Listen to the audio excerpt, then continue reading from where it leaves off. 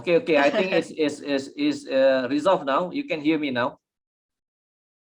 Yes, we can hear you. Okay. All right. Dr. Yusuf, can you hear me? Yes. Can you hear me now? Yes, of course. Loud and clear. Okay, Dr. Saras, I think is good. Good to go. Thank you. Dr. Rahim. Yes, Assalamualaikum. Waalaikumsalam. Thank you for joining in, All right. Dr. Rahim. You can hear me. All right, I can thank hear you. you. Yes. And Dr. Idris. Hello. Okay, good. Great. Thank you All very right. much. Thank Thank you. you very much. All right. Okay. We are starting now. All right. So welcome to EBEST 2022 conference. I'd like to welcome personally Dr. Sharifah Hanum from UMS Sarawak. Dr. Mara Jamila. Sorry. Sabah, UMS. Sorry. Sabah. Slip of tongue. Okay. From UMS Sabah. Okay. Dr. Mariam, Dr. Rahim, and Dr. Idris from UITM. Okay. And then from USIM is Dr. Muhammad Yusuf, Dr. Saras from INTI International University in Nilai. So I welcome you all on board. Okay, we are supposed to have, I think, about 9 or 10 participants, but the other 3 are not able to join in our conference. Okay. So before we start, before we commence, once you are logging in into this system, you are already signed on. You are already registered into the conference. All right. So I will take about maybe 10 minutes of your time before we actually start your conference to provide you the background about the conference, and then most importantly, what is expected next after we finish this virtual conference. Okay. So without further ado, I would like to share my screen. Okay. Can you see my screen now? Yes. And Dr. Ken. Thank you very much. All right. So this is roughly our our agenda of the day. Okay. So I will take about maybe 10-15 minutes at the most to open the session and provide you the background about the conference. And then after that, we will start the conference based on the list that I have provided you earlier in the conference handbook. Okay. And then each participant, actually, I would like to see maybe 10 or 12 minutes, you know, roughly to complete the presentation. Just probably share with us your main points. Basically the abstract or the key things about your research, and then about your introduction a bit, maybe the background, and then the methodology if you have, and then the finding, and also the discussion and the conclusion about the research paper. I think we go along around that that structure of the presentation. Okay. And then probably if there are questions, we will allow that probably around 5 minutes or less after each of the presentation. Okay. But we still have the opportunity to summarize, or if you have any further questions or anything to provide in terms of feedback or positive or constructive comment and so on, you are welcome to do that also at the end of the presentation by all the presenters. Okay. And then we expect to finish probably, you know, about 5:30 or 5 p.m. depending on how much actually we get involved in this discussion, right? So this conference is recorded. At the end of the conference, we will actually upload the video into YouTube, and then we will share the YouTube with all of you. We'll provide you the URL so that you can access, or you want to double check and so on. You know, you can do that. Okay, with the URL provided. Okay. So this is the schedule of the presentation. The one highlighted yellow are the one that are not able to join us this afternoon. Okay. So the first presenter will be Dr. Sharifah, and then Dr. Saras, and then Dr. Mariam and Dr. Rahim. Both Dr. Mariam and Dr. Rahim are presenting the same paper, so they will be discussing the paper together. Okay. And then subsequent to that, we will have Dr. Idris, Dr. Yusuf, and we are done. Okay. So Salsabil and Dr. Abdullah from Taylors and IIU respectively are not able to join our conference today. Okay. So far so good. Excuse me. Yes. How many minutes for each speaker? Yes, for each speaker is about 10 to 12 minutes. Okay, 12 don't drag too long because we try to be as compact as possible. But if it is necessary, then so be it. We can accept actually more than 12 minutes, no problem. But from my past experience, I think many presenters actually busted the time limit anyway. Yeah. So Okay, if you don't mind, I'd like to request if you allow me to give earlier, maybe okay. after one or two presenter. I think so. You want to speak? You want to speak earlier? Yes, because I need to go, Kuala Lumpur after this. I see. Okay. So can I allow you to be on the second speaker? Yes, no problem, inshallah. Okay, but I need to ask Dr. Saras. Dr. Saras, are you okay to take up the... Dr. Safi, I'm okay with that, but I just have a question. Are we going to present now? Because I thought we sent you the video already. Yes, you actually I invite you because to give you the opportunity also to present in the virtual conference. Okay. Oh, so because actually I don't have my notes with me because I thought the video will be played during the Okay, no problem. presentation. I can, but for your turn, I will replay your video. Okay. Okay, that will be great. Okay, thank you. That's good. That's good. Okay, I think I misunderstood. I thought if we send the video, we don't have to present live. I think I misunderstood. No, not misunderstood. You are right. You are right. We can You are also replay your video, no problem. Yeah. Okay, thank you, Dr. Safi. Okay. Dr. Yusuf, you will be the second speaker.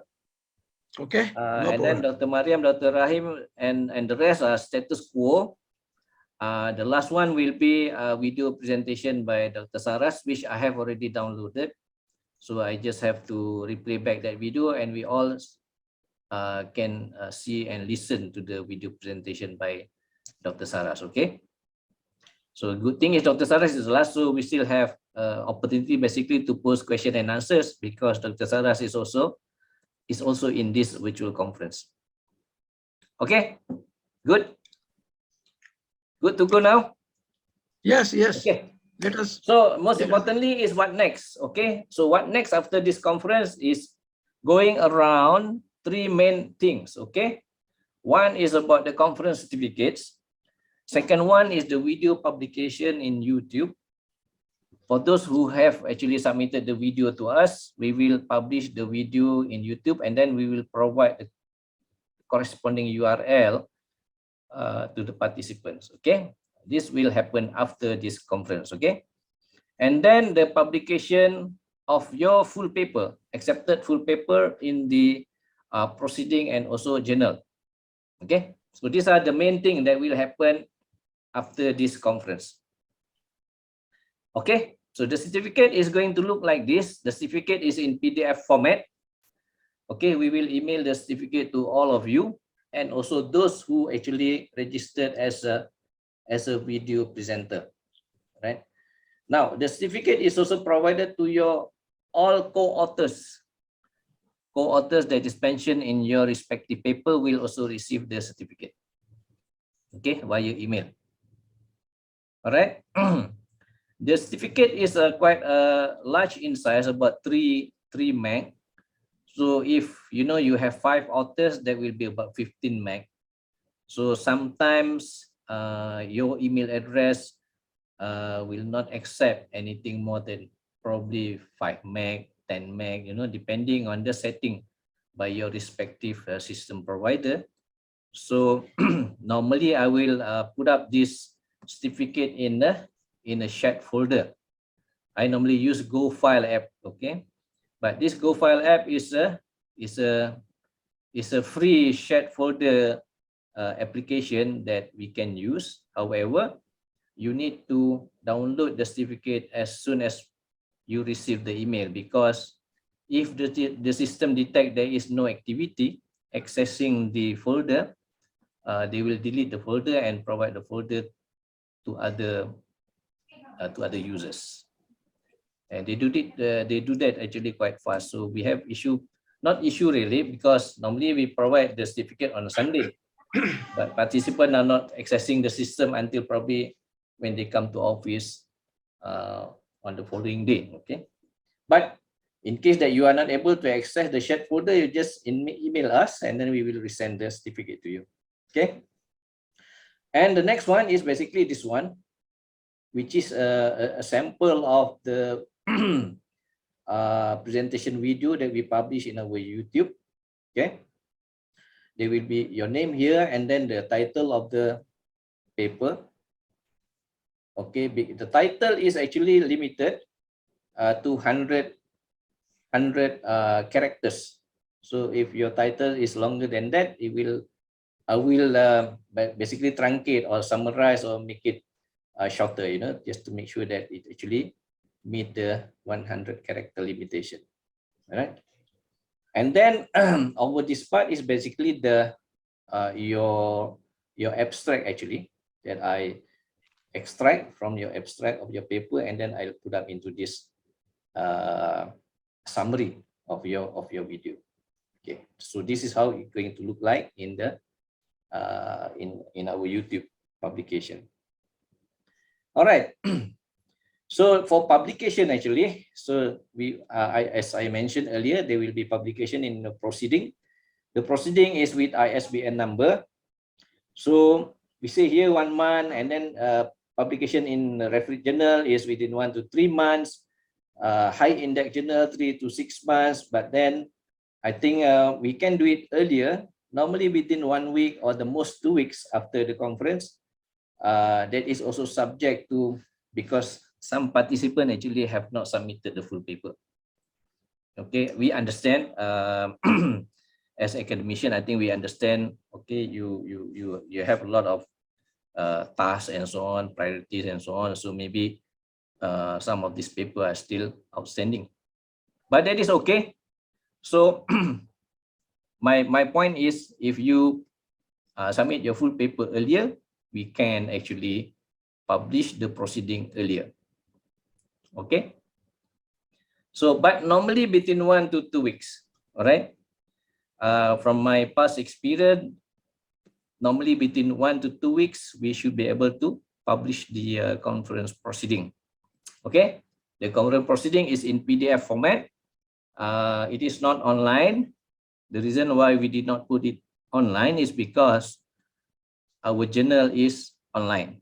So we want to avoid any issue with respect to similarity index very high. Okay, because in most instances from our experience is that the same paper actually that you submit in conference proceeding is the one that is also published in the reference journal. Okay, which is fine, no problem with that. Okay, so that is within 1 to 2 weeks normally. Okay, but okay, we under promise, we say within 1 month. Okay, and then the next one is your paper will also be published as part of our commitment. With the fee that you paid, you are entitled to have your paper published in the reference journal.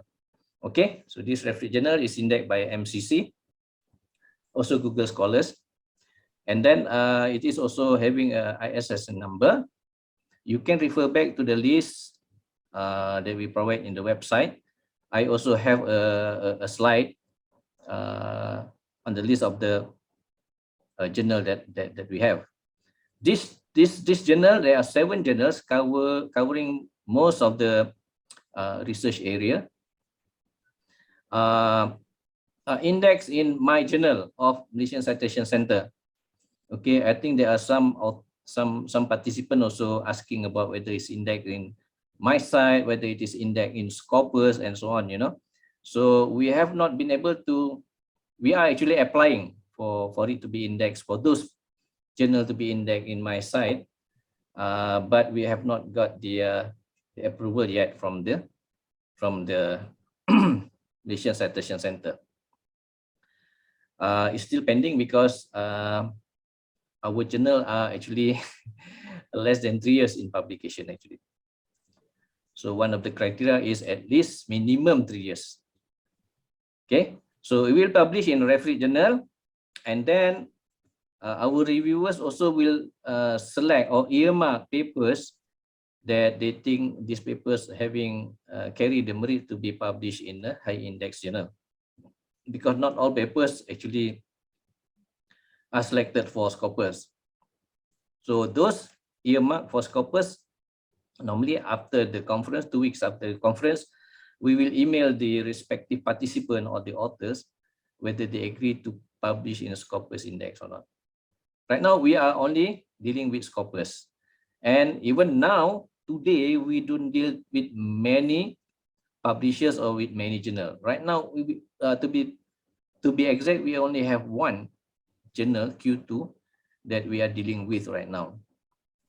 We're having quite a tough challenge and constraint with respect to Scopus publication, and a lot of movement. Basically, journals are no longer indexed in Scopus, you know, but the website are still saying that they are still indexed in Scopus. There's a mismatch of the information, which is probably because the update is not online. Okay, they do update in batch. Probably the update only come in 3 months down the road and so on. So the moment we receive information that the journal are under the radar or under investigation, we tell the authors straight away that we are not publishing in this particular journal or that particular journal anymore. Okay, so even the the review of Scopus is also getting comprehensive, I would say. Okay, and as a result, they take longer time. And also potentially paper get rejected. Okay. However, that does not discourage us from coming up with a good research paper, new ideas, okay, corresponding to the contribution to the new body of knowledge and so on. So we should not be giving up basically with respect to writing research papers, despite all these challenges by the Scopus or any other high index journal publication. Okay. Another thing I think all of us probably realize is that a journal is indexed in Scopus today. 6 months down the road, the journal is no longer indexed in Scopus. That happens. Okay. But journals can also be reinstated in Scopus.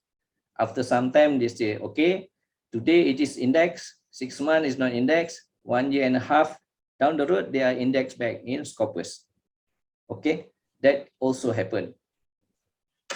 So bottom line is basically all of us probably know that when we want to publish in Scopus, we have to select and we have to filter which of the journal is giving us a good indication that it is a good journal to publish our papers in. Okay, to avoid that unfortunate incident that the journal is no longer in a Scopus index. Okay.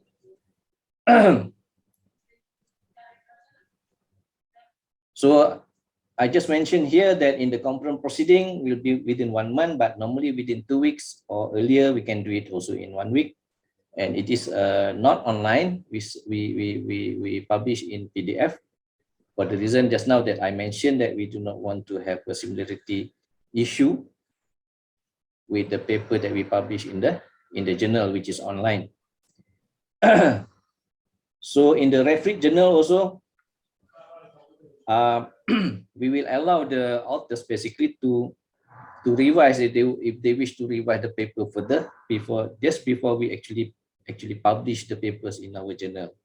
Okay, so these are the list of the journal that we have. It is also posted in the website. Basically, it covers almost all of the research area that we should be able to publish your paper in any one of these journals. Okay. In the high index journal, normally we say 3 to 6 months, but there are also publication in our experience earlier that we can publish within 2 months or even 1 month. But there have been issues also that we are not able to publish the paper even after 1 year. So these are some of the challenges that we have. Okay, but whatever it is a separate fee, and then we will also notify the authors first whether they want to publish in the Scopus or not. Right. Right now we have only this one Q2 journal, Jewelry, JLERI. ISN number is this that we currently carry at this moment. Okay. We do not have journal for any other research area at the moment. Okay, so in summary, proceeding, referee journal, high index journal, within 1 month, within 3 months, within 6 months. But it can be earlier, or especially a Scopus publication or high index journal publication, it can be also later than 6 months.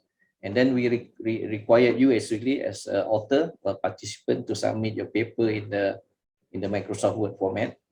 And then the reason is because we will still need to edit your paper with respect to putting in the right page number, and then the name of the journal at the header and the footer and so on. So we also do first level grammatical check. Okay, first level only. So your paper will also be checked for grammar at least at the first level by our reviewers as well. So please provide us the Microsoft Word. And then all communication via email. We also provide one number for one mobile number for you if you wish to, to call, to contact us, or to send message or send WhatsApp, send SMS. That is also possible. Some prefer to communicate via the mobile, but we encourage you to communicate via email because it's easier for us to track in our email system.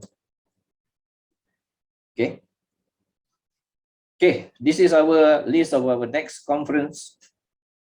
Saturday, 26 March is the current conference that we have, EBEST2022.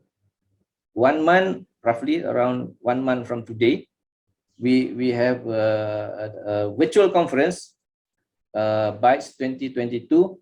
We do not have the physical conference scheduled because Saturday 23rd is actually a fasting month. It's Muslim fasting month. So we only conduct virtual conference and also video presentation. We also accept video presentation as well. Okay, that is on the 23rd. In May, yes, after Hari Raya, we will have 2 conferences.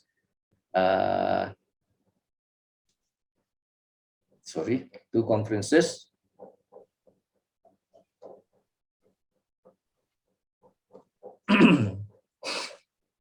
Which is in Penang and also in KL.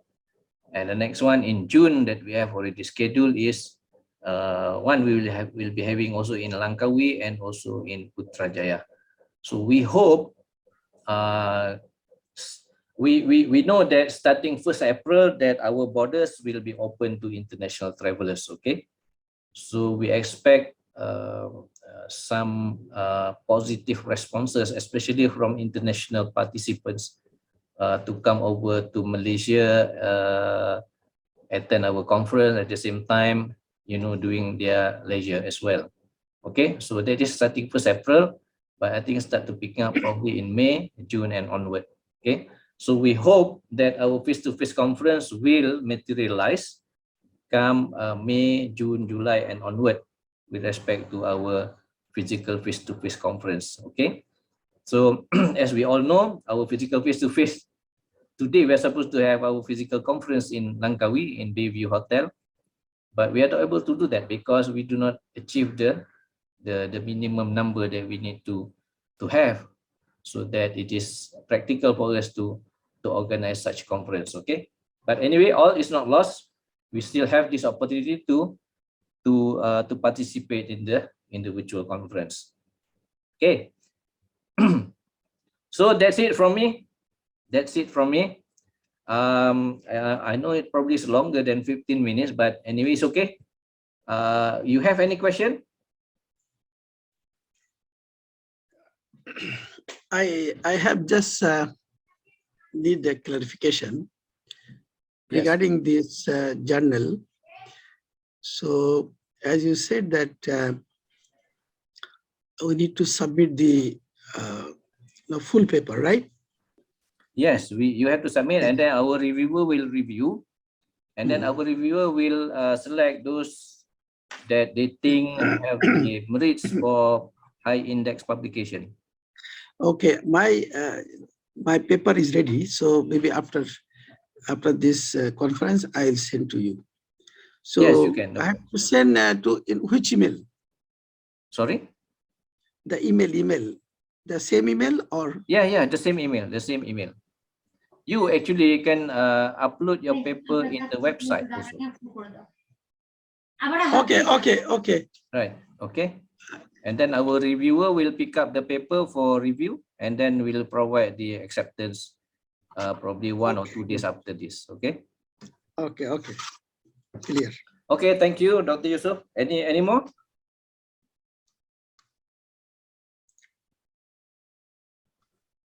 Good to go? I think can.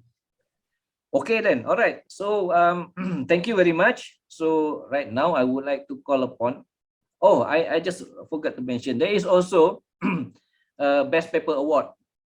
Normally we will email the certificate. We provide only the certificate for Best Paper Award 2 weeks after this conference. So the criteria for Best Paper Award are mentioned specifically in the website, in the conference website. So if you meet all those, chances are there, but please allow our reviewers actually to select which one actually, yeah. But we will inform only the winner 2 weeks from today. Okay. It's quite different from the physical face-to-face conference. Normally we will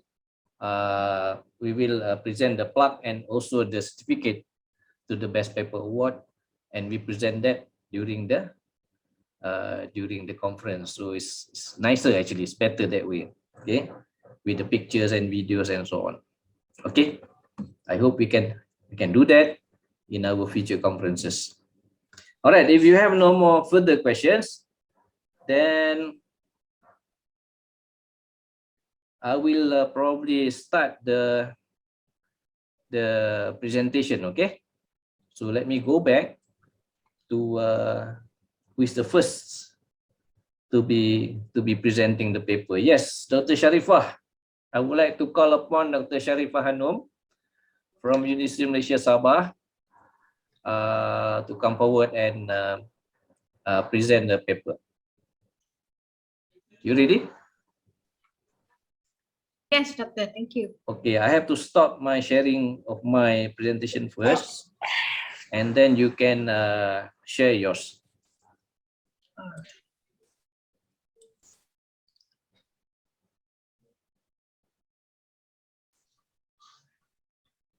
Tak boleh, doktor. Share. Pause disable participate screen sharing. Okay, let me try. আপনি কাজ করেন, সমস্যা নাই তো। Okay, can you share now? Okay. No, it's okay. Okay, good. Okay. Boleh nampak kan? Yes, boleh nampak. Sekejap, saya kena Okay, so ini sorry, Assalamualaikum dan very good evening. I'm going to handle my presentation in Bahasa Melayu. So this is the title of my paper. Okay, memanfaatkan media sosial sebagai alat bantuan mengajar dan pembentukan rubrik penilaian tugasan untuk pengajaran dan pembelajaran khusus di RK 3062, Inovasi dan Reka Cipta. Ni nama saya Syarifah Hanum Ali, saya dari Universiti Malaysia Sabah. Okay. Okay, sebagai pengenalan, kalau dekat sini adalah menunjukkan bagaimana teknologi atau media sosial ini boleh dipraktikkan untuk PNP. Okay, dan rubrik atau penilaian kepada tugasan pelajar juga merupakan satu asas penting untuk penilaian yang lebih konsisten, dan juga di sini menunjukkan kajian ini adalah untuk menyelesaikan masalah yang dihadapi oleh pelajar dan pensyarah, yang mana kajian ini adalah merupakan kajian tindakan yang terdiri daripada 4 langkah, iaitu yang pertama planning, yang kedua adalah acting, bertindak, pengertian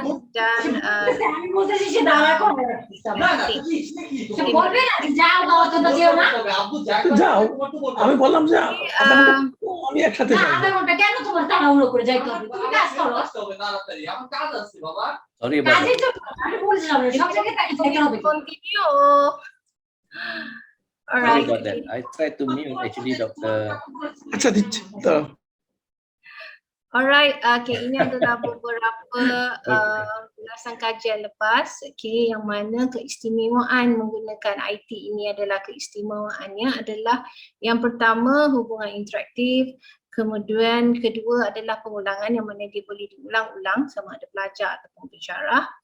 Okay, kemudian adalah maklum balas dan penugahan lah. Ini adalah juga disokong oleh beberapa kajian yang lepas.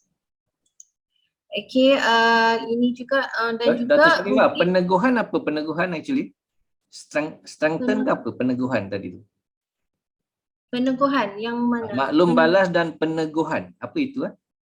Peneguhan maksudnya kita macam mana nak cakap? Peneguhan positif kepada jawapan. Maksudnya dia lebih Apa ni, tegur ke apa? Tegur. Yes, daripada perkataan tegur. Yes, perkataan tegur. Oh, okay, okay. Alright, go on. Alright, so dan itu adalah berkaitan dengan media sosial yang digunakan, dan kemudian adalah rubrik. Rubrik adalah alat penilaian subjek yang digunakan untuk menilai prestasi dan tahap peningkatan seorang pelajar. Okay, dan ini adalah bagaimana rubrik boleh mengukur tahap pemikiran pelajar. Okay, ini juga ada disokong oleh literature yang lepas, kajian yang lepas, dan juga dia sebenarnya memudahkan juga kepada tenaga pengajar untuk memberi markah, membuat penilaian standard sesuai dengan kriteria tertentu lah. Alright, so yang ini adalah tujuan kajian. Tujuan kajian ini terbagi kepada dua, iaitu pertama adalah alat bantuan mengajar. Okay, dan kedua adalah pembentukan rubrik penilaian lah. So pertama, alat bantuan ini dibina menggunakan media sosial. Okay, kalau alat bantuan mengajar ini, so pelajar boleh memperolehi video bagaimana untuk membina produk inovasi sebagai tugasan mereka lah. Okay, dan juga pelajar boleh menyimpan video dan dimuat naik, dan juga dia boleh ditengok secara berulang-ulang lah. So yang ini juga boleh memotivasikan pelajar sebab media sosial ini sangat relevan dengan generasi masa sekarang, dan dia juga adalah menjimatkan masa. Okay, dan juga ruang dan yang terakhir adalah meluaskan ruang proses PNP. Tidak hanya di Dewan Kuliah tapi juga di alam maya. Alright, so untuk tujuan pembentukan rubrik ini pula adalah untuk panduan bagi menilai penilaian kepada pensyarah, dan juga rubrik ini juga boleh diterapkan pada diri seseorang pelajar akan memahami apakah penilaian yang lebih jelas kepada tugasan mereka. Okey, ini adalah objektif kajian. Objektif kajian adalah menggunakan media sosial iaitu Facebook dan Instagram yang menggunakan rubrik dan membangunkan rubrik bagi menilai tugasan pelajar lah, khusus DRK 3062 Inovasi dan Reka Cipta. Okey, dan platform PMP dibina kerana khusus ini DRK 3062 Inovasi dan Reka Cipta ini yang diselenggarakan oleh unit Kokem dan Sukan masih tidak mempunyai platform e-learning. Okay. Platform e-learning untuk memudahkan pelajar memperolehi video dan menerangkan pembinaan produk inovasi yang menjadi tugasan kepada pelajar. Dan objektif ini adalah juga untuk menjimatkan masa dan kos lah.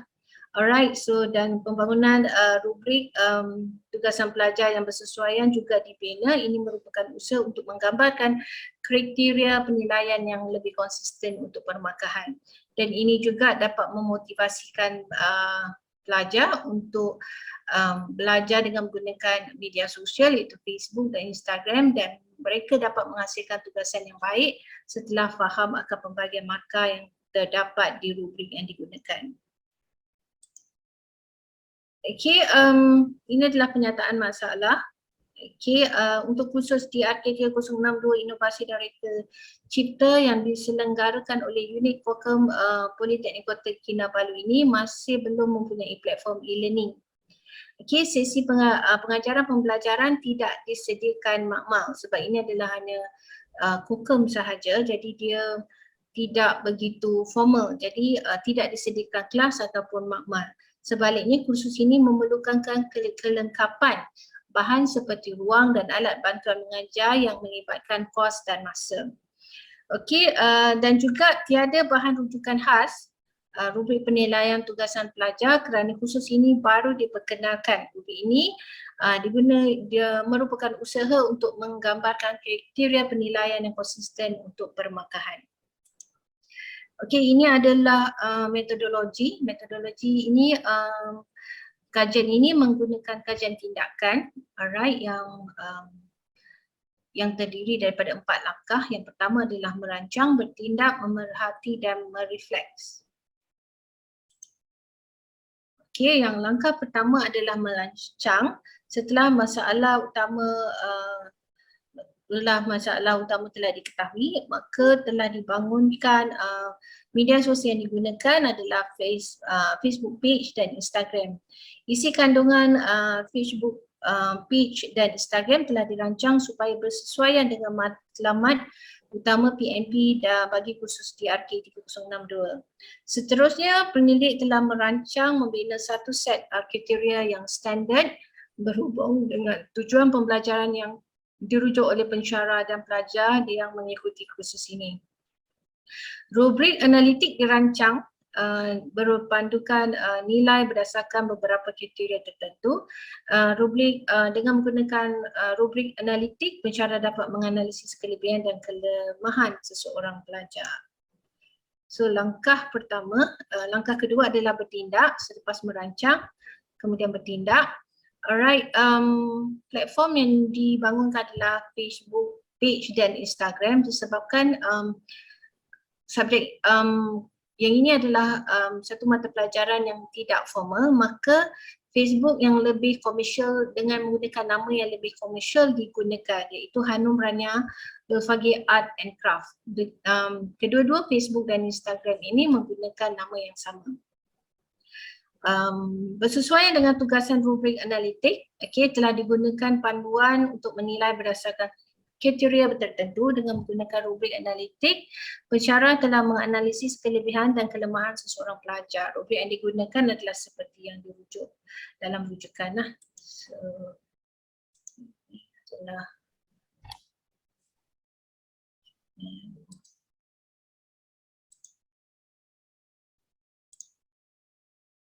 Boleh nak share.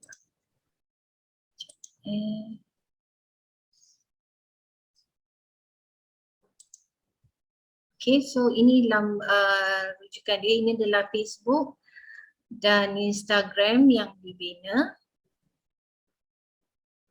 Right, so ini adalah lampiran kedua, menunjukkan soalan yang diberikan kepada pelajar. Okay, mereka perlu membuat tunjuk cara ataupun demonstrasi.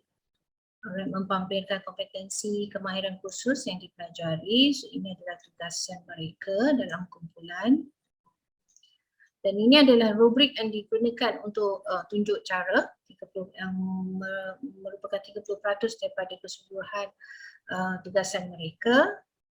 Alright, so ini adalah daripada aspek kriteria dia A, B dan C. Alright, dan seterusnya adalah projek yang mana dia merupakan 70%, di mana dia merupakan mengorganisasikan aktiviti berdasarkan kemahiran yang dipelajari. So ini adalah rubrik yang digunakan, iaitu rubrik kemahiran senior 1. So ini adalah domain-domain yang dinilai. Kemudian rubrik kemahiran senior 2, kemahiran inovasi dan rubrik cipta. Dan ini adalah rubrik senior ketiga, iaitu domain psikomotor, kreativiti. So ini adalah domain-domain yang digunakan. Okay, 1, 2, 3 dan 4. Dan kemudian rubrik kemahiran teknikal 1. Okay, ini juga terdiri daripada 4 skala lah. So ini adalah rekod yang disediakan kepada pensyarah. Alright, so itu adalah langkah kedua, bertindak. Dan kemudian untuk langkah ketiga, untuk pemerhatian menggunakan borang soal selidik yang menggunakan skala Likert 5. Okay, so ini adalah antara feedback yang diperolehi daripada Facebook dan Instagram. Okay, ini daripada segi kandungan pengajaran bersesuaian dengan sukatan mendapat 4.47. Okay, kemudian isi kandungan disusun dengan teratur dapat 4.36. Contoh yang diberi mencukupi 4.22. Contoh yang diberi mudah difahami 4.20. So rata adalah 4.3. Ini menunjukkan pelajar menunjukkan Facebook dan Instagram ini bersesuaian. Okey, kemudian menggunakan borang soal selidik juga untuk pemerhatian yang seterusnya, iaitu reka bentuk berkaitan dengan reka bentuk Facebook dan Instagram. Keseluruhannya juga dapat 4.3. Ini menunjukkan ia diterima untuk PNP. Seterusnya langkah ketiga adalah rubrik. Rubrik penilaian tugasan, keseluruhan juga 4.2. So ini menunjukkan menghampiri kepada 5 juga, so menunjukkan dia bersesuaian. Okay, langkah keempat adalah merefleks pandangan dan persepsi pelajar terhadap e-learning, media sosial dan rubrik penilaian tugasan DRK. So keseluruhan daripada yang soalan-soalan yang disediakan ini juga dapat 4.35 lah. Maksudnya dia juga bersesuaian dan diterima pakai. Alright, keseluruhan tindakan ini berjaya walaupun tidak memperolehi 5, sebab memang susahlah nak dapat 5 kalau ikut skala dia, tapi kalau sudah melebihi daripada 4, ia telah menunjukkan tindakan ini baik dan boleh ditambah baik sekiranya terdapat beberapa kekurangan yang kalau dinilai daripada setiap soalan-soalan yang disediakan di soal selidik. Okay, itu sebagai kesimpulan, ini secara tidak langsung e-learning menggunakan media sosial boleh digunakan untuk memotivasikan pelajar, terutamanya untuk khusus ini, khusus yang lebih tidak formal, iaitu untuk khusus COCEM. Alright, dan dia juga dan rubrik yang digunakan juga boleh dimanfaatkan kerana dia bersesuaian dengan khusus DRK 3062, dan manakala dan ini juga memudahkan juga kepada pensyarah untuk memproses markah dengan cepat dan lebih sistematik. Okey, itu saja dari saya. Terima kasih. Okay, Dr. Sharifah, thank you very much. I would like to open the floor for any comment or questions that you would like to ask for further clarification on presentation by Dr. Sharifah. Anybody?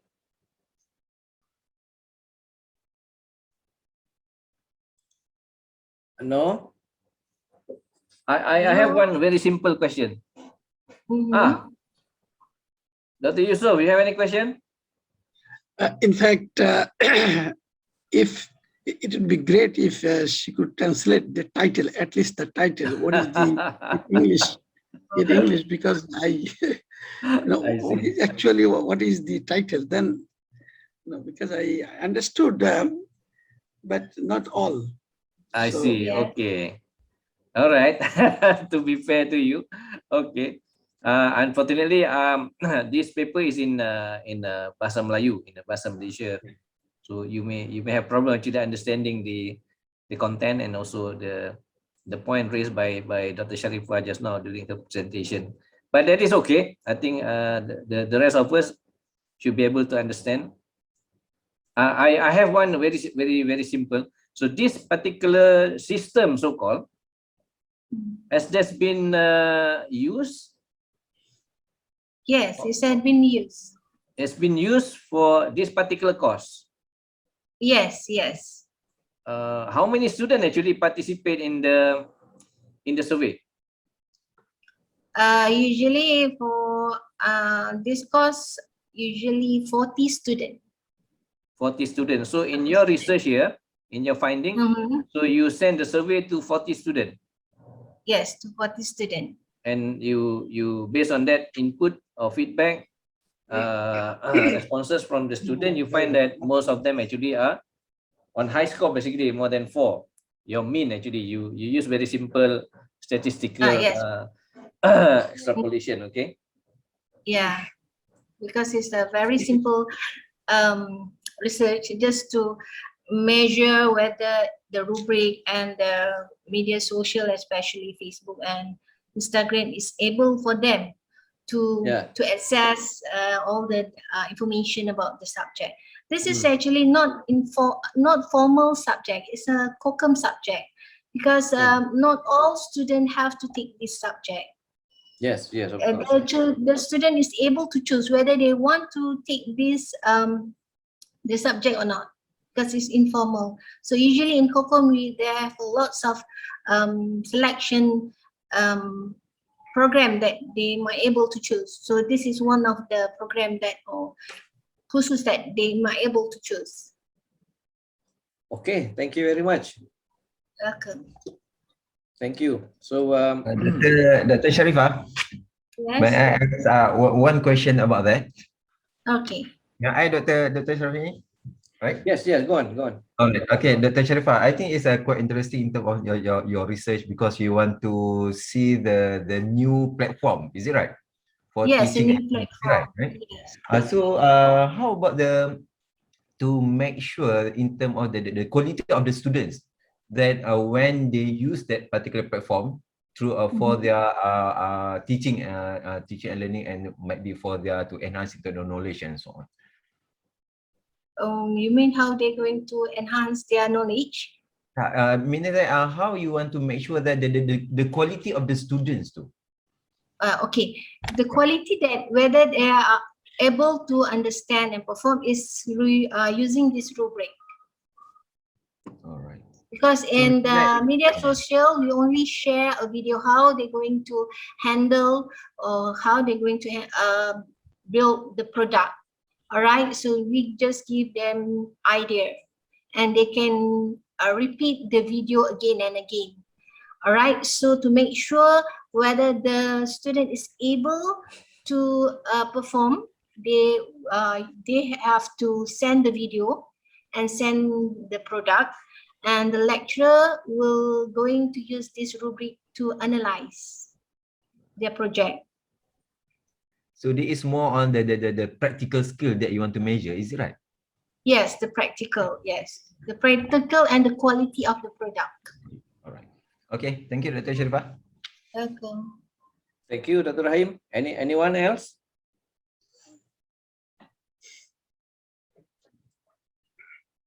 Okay, if there is none, then I will, thank you, Dr. Sharifah. I will call the next speaker. Next speaker is Dr. Muhammad Yusuf from University Science Islam Malaysia, Nilai. Dr. Muhammad Yusuf, are you ready? Yes, I'm ready. Could you allow me to share screen? Yeah, Dr. Sharifah has to unshare your screen first. Have you done that? Then Dr. Muhammad Yusuf can share your screen. Yes.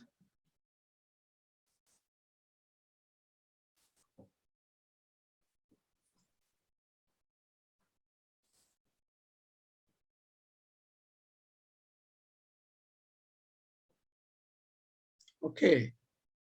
Can you see the screen? Not yet, not yet. Now? Yes. Okay. All right. You may take over the floor now. Can I start? Yes. Okay. Bismillahirrahmanirrahim. Assalamu alaikum warahmatullahi ta'ala wabarakatuh. Waalaikumsalam. Respected the chairman and also the MC, Dr. Shafi Manjir, and all presenters. As as you can see that the title of my presentation is Abul Kalam Azad, Thought of Inclusive Philosophy and Theology for Religious Plural Society. My name is Muhammad Yusuf Ali, Associate Professor of Islamic Philosophy and Islamic Thought, Department of Aqidah and Religious Studies, Faculty of Leadership and Management, FKP, University Science Islam Malaysia, SIM.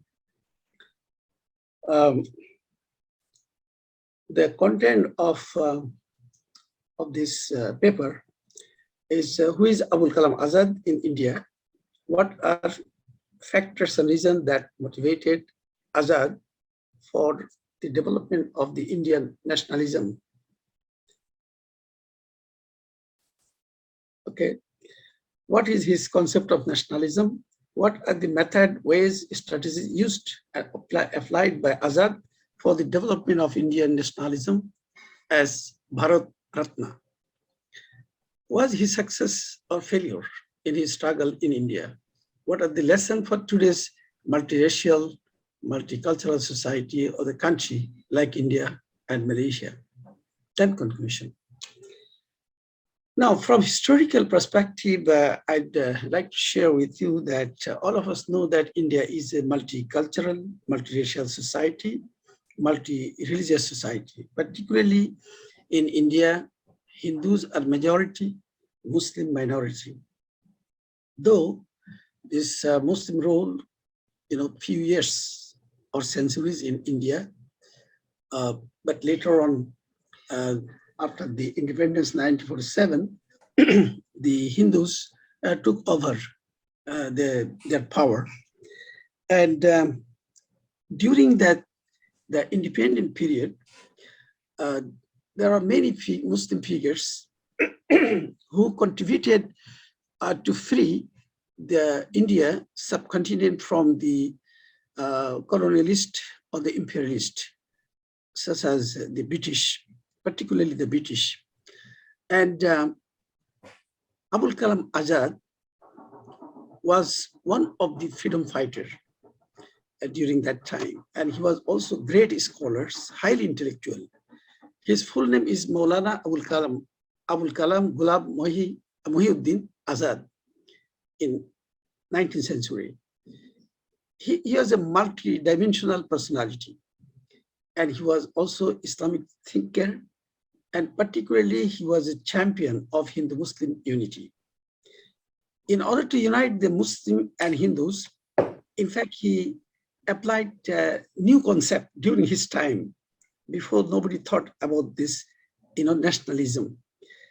Particularly he used to use the term Indian nationalism for the struggle of freedom of India.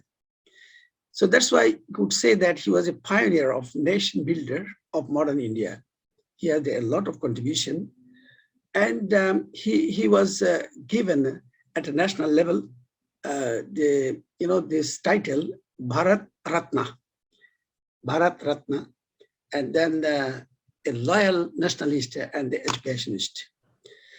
And his conviction was to materialize the independent India as a developed nation through union, solidarity, communal harmony in modern secular India. So the history of India cannot deny the contribution of Abul Kalam Azad to unite Hindu and Muslims together to fight against the colonist as well as the imperialist.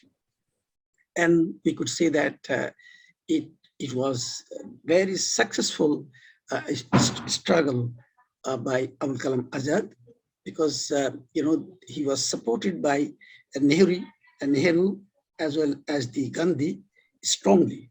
And then quite long time he was also president for Congress, Congress.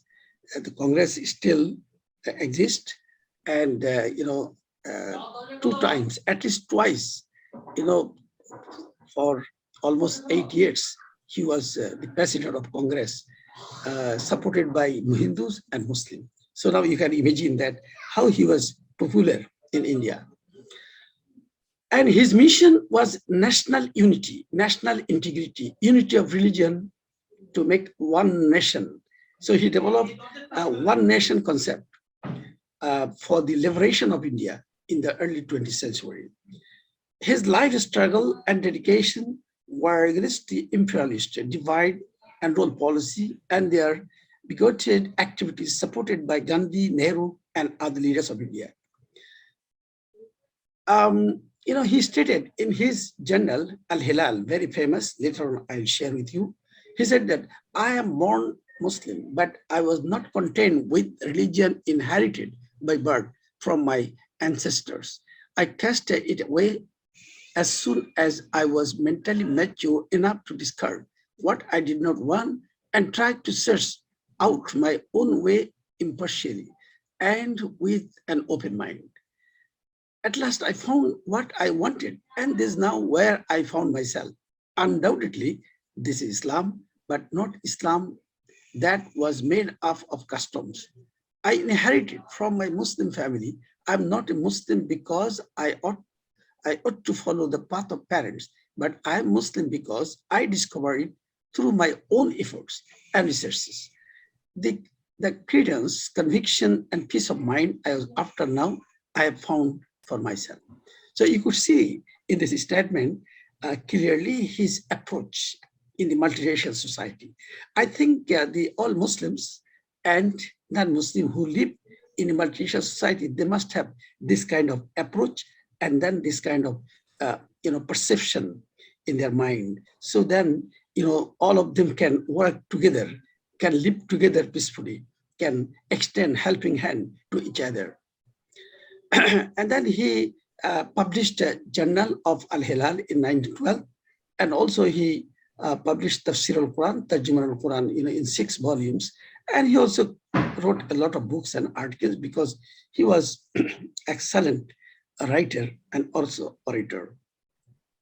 Now, what are the factors or the reason that motivated Abul Kalam Azad to develop the new concept, one nation concept as Indian nationalism? So I mentioned a 9 point, but I'm not going to elaborate all.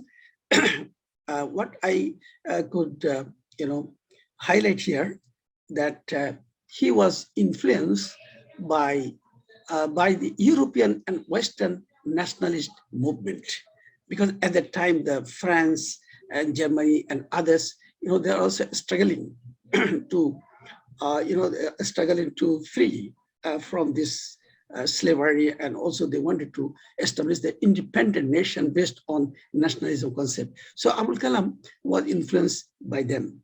And then secondly, he was also influenced by Turk movement to this Turkey, and also Japanese, Japanese, the victory of Japan in the Russo-Japan War, and then also Chinese Revolution of 1911. and then also, the other, from other part of the world during that time, almost most of the countries are struggling to establish an independent nation and also free from the colonialist and the imperialist. And then another important factor was that the divide and rule played by British between Hindus and Muslims. So the other observed that this divide and rule policy by British, in fact, a kind of hatred policy, because the Hindu hatred Muslim and Muslim hatred, the Hindus. So that's why he come up with this concept that we are one nation, and then we have to struggle to free, together from this colonialist, and they are trying to divide us, and also they are trying to create conflict and misunderstanding, misconception among us. So then Abul Kalam Azad was successful because he was able to convince, the Mahatma Gandhi as well as the Nehru, who at that time was the Hindu leading politician. So that's why in that sense, we could see that, his contribution. Now, Azad concept of Indian nationalism, what does it mean? Because he was Muslim, and then now what does it mean?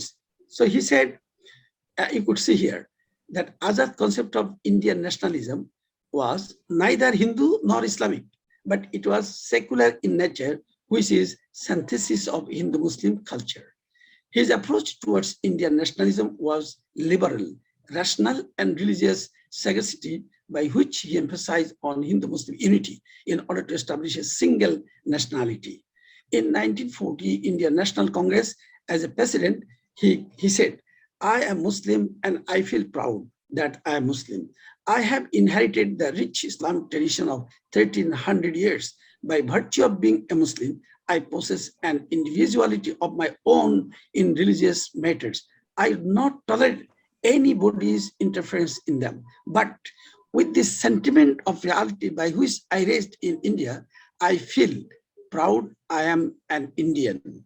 I am part and parcel of that indivisible united nationalism, without which the structure of India's greatness would remain incomplete. I am an inevitable factor in its structure. I'll never forfeit this claim." So now you can see from his own statement, he wrote, published in his journal, and he said he was Muslim, but his approach totally, totally was different than so-called nationalism. Okay, this is a long discussion, but our organizer says, chairman says that 12 minutes, so I just skipped this. Let me go straight away to now I'd like to highlight here that what kind of method and concept or the strategies used by Azad to unite Indian Muslims and Hindus and other races under one banner. It's very interesting. So you could see here, I mentioned here only 6 points. That's 6 strategies or 6 methods applied by Azad to unite all Indians under one concept, that is one nation concept. So the first approach was national unity. in Arabic is called Muttahida Qawmiyat, for Indian nationalism. That means national unity. Second, unity of religion. Third, the arts and cultural cohesion. The fourth, communal harmony and solidarity. Then the Khilafat movement for national integrity. And then education for well-being of all Indians. Now let us see briefly that what does national unity means by Azad. So according to Azad, he said that the aim of national unity here to bridge this widening gap and to develop more systematic relation between two rival religious groups, Hindus and Muslims. This concept is guided by the principle of Tawhid and rationalism, which embraced all religion and communities in a country where diversity of language, culture exists, like India or maybe like Malaysia, you can say. And what he said, you can see his quotation: our language, our poetry, literature, society, our taste, our dress, our tradition, and innumerable realities of our daily life abide the passion of common life and integrated society. Our social association for over 1,000 years has amalgamated into united nationalism. So I think it's very interesting point here that the national unity, the concept of national unity, can help us, to unite, work together, live together peacefully. Why? Because our language, even though different language, but we are familiar with those languages. Our poetry, our literature, society, our taste, our dress, our tradition, whatever, we share. We share. That's why, all this can help us, to be united, and then, to protect our land, our motherland, as well as our society, our culture, and then so and so. Then secondly, the unity of religion. What he said, a true religion for Azad is the universal guidance of the revelation for the entire humanity, by which Azad advocated modern Indian religious pluralism. So he said that any religion, either Hinduism or Islam or Christianity or Judaism, all these religions have a common values, and particularly Islam is a universal religion, way of life, where Muslim, non-Muslim, all of them can live together under the guidance of this religion without any discrimination.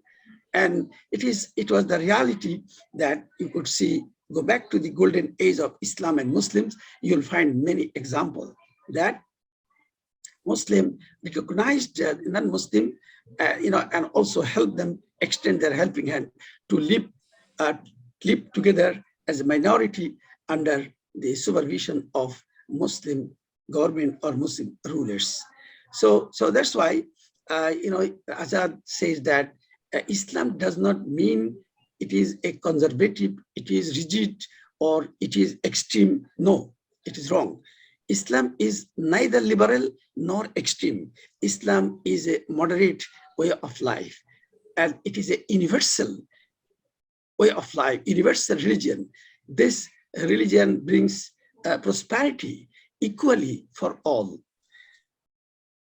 Then again, he continued. He said, unity of religion here means religious pluralism, which he devoted in his Tafsir Tarjumanul Quran, and then he discussed comprehensively its unity.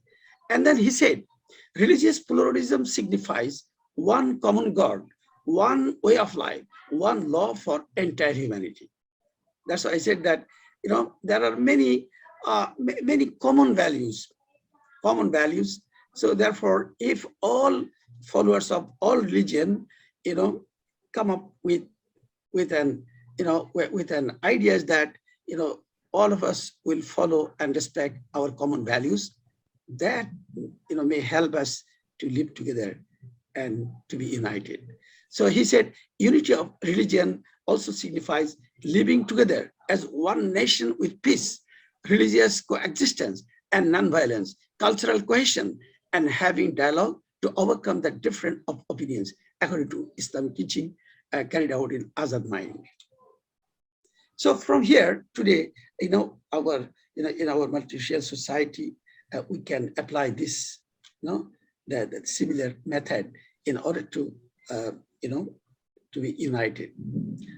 And then he explained, he said that this unity of religion here, prime foundation of national reconstruction by which freedom and progress of India can be attained.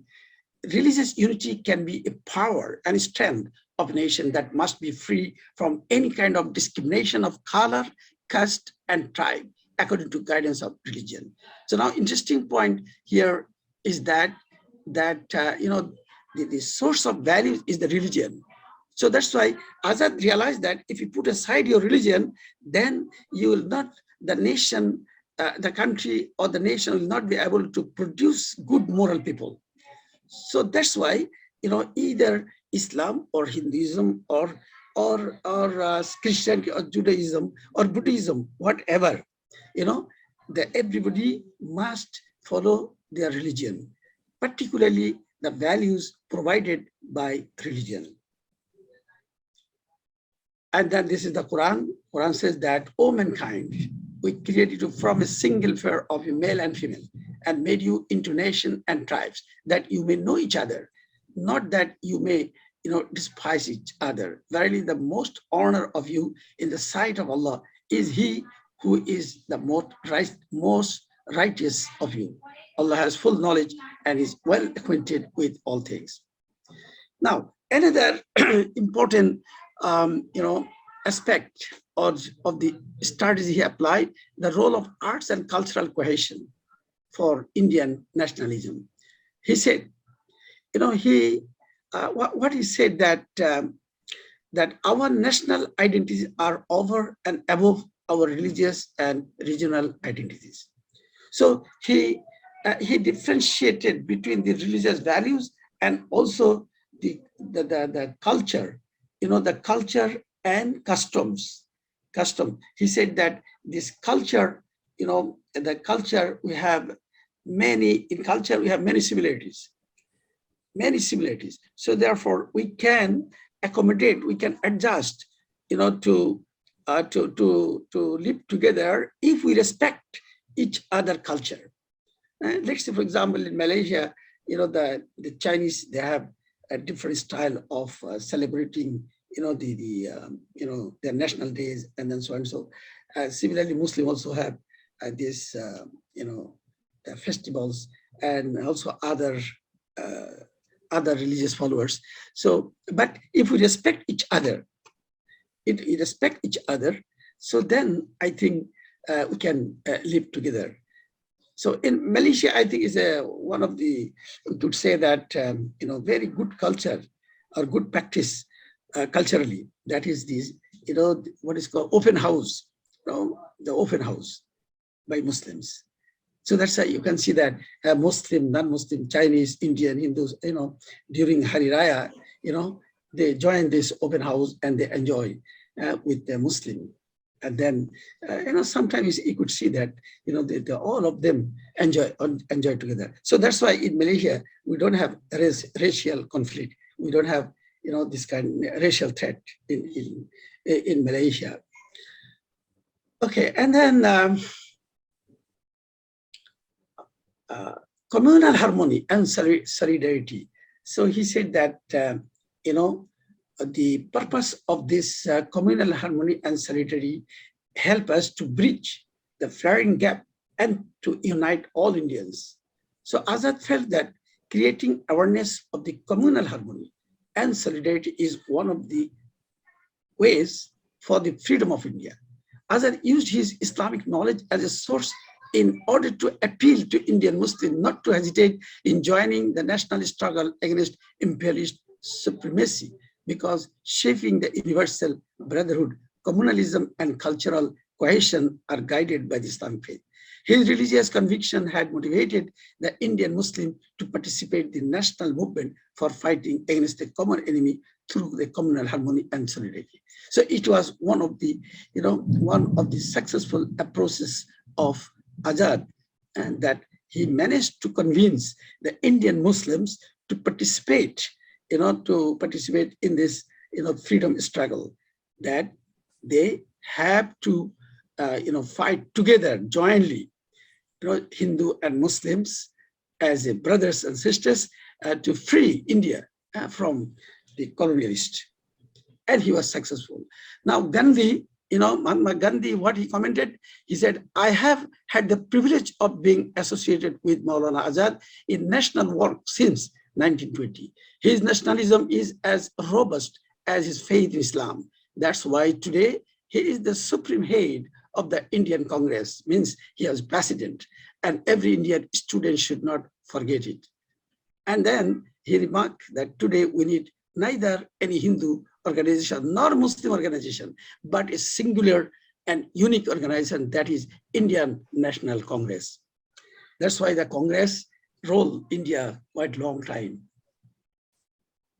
And then Azad appealed as the president of Congress to everyone that either a Muslim or Hindu, as a member of this country, should join for a struggle against the imperialist rule to free this land. Then another another method he applied is Khilafat movement for national integrity. Khilafat means the Ottoman Empire at the time, they're also struggling to maintain their, their Khilafat. So Azad said that, Azad tried to motivate the Muslims to join and support this Ottoman Empire to continue, continue this Khilafat. But however, many Muslims, joined this movement, and then later on, Azad diverted this movement to the, Indian national, what is called Indian National Freedom Movement, and in this regard, he is also successful. Then the last point here, I share with you that education for well-being of all Indians.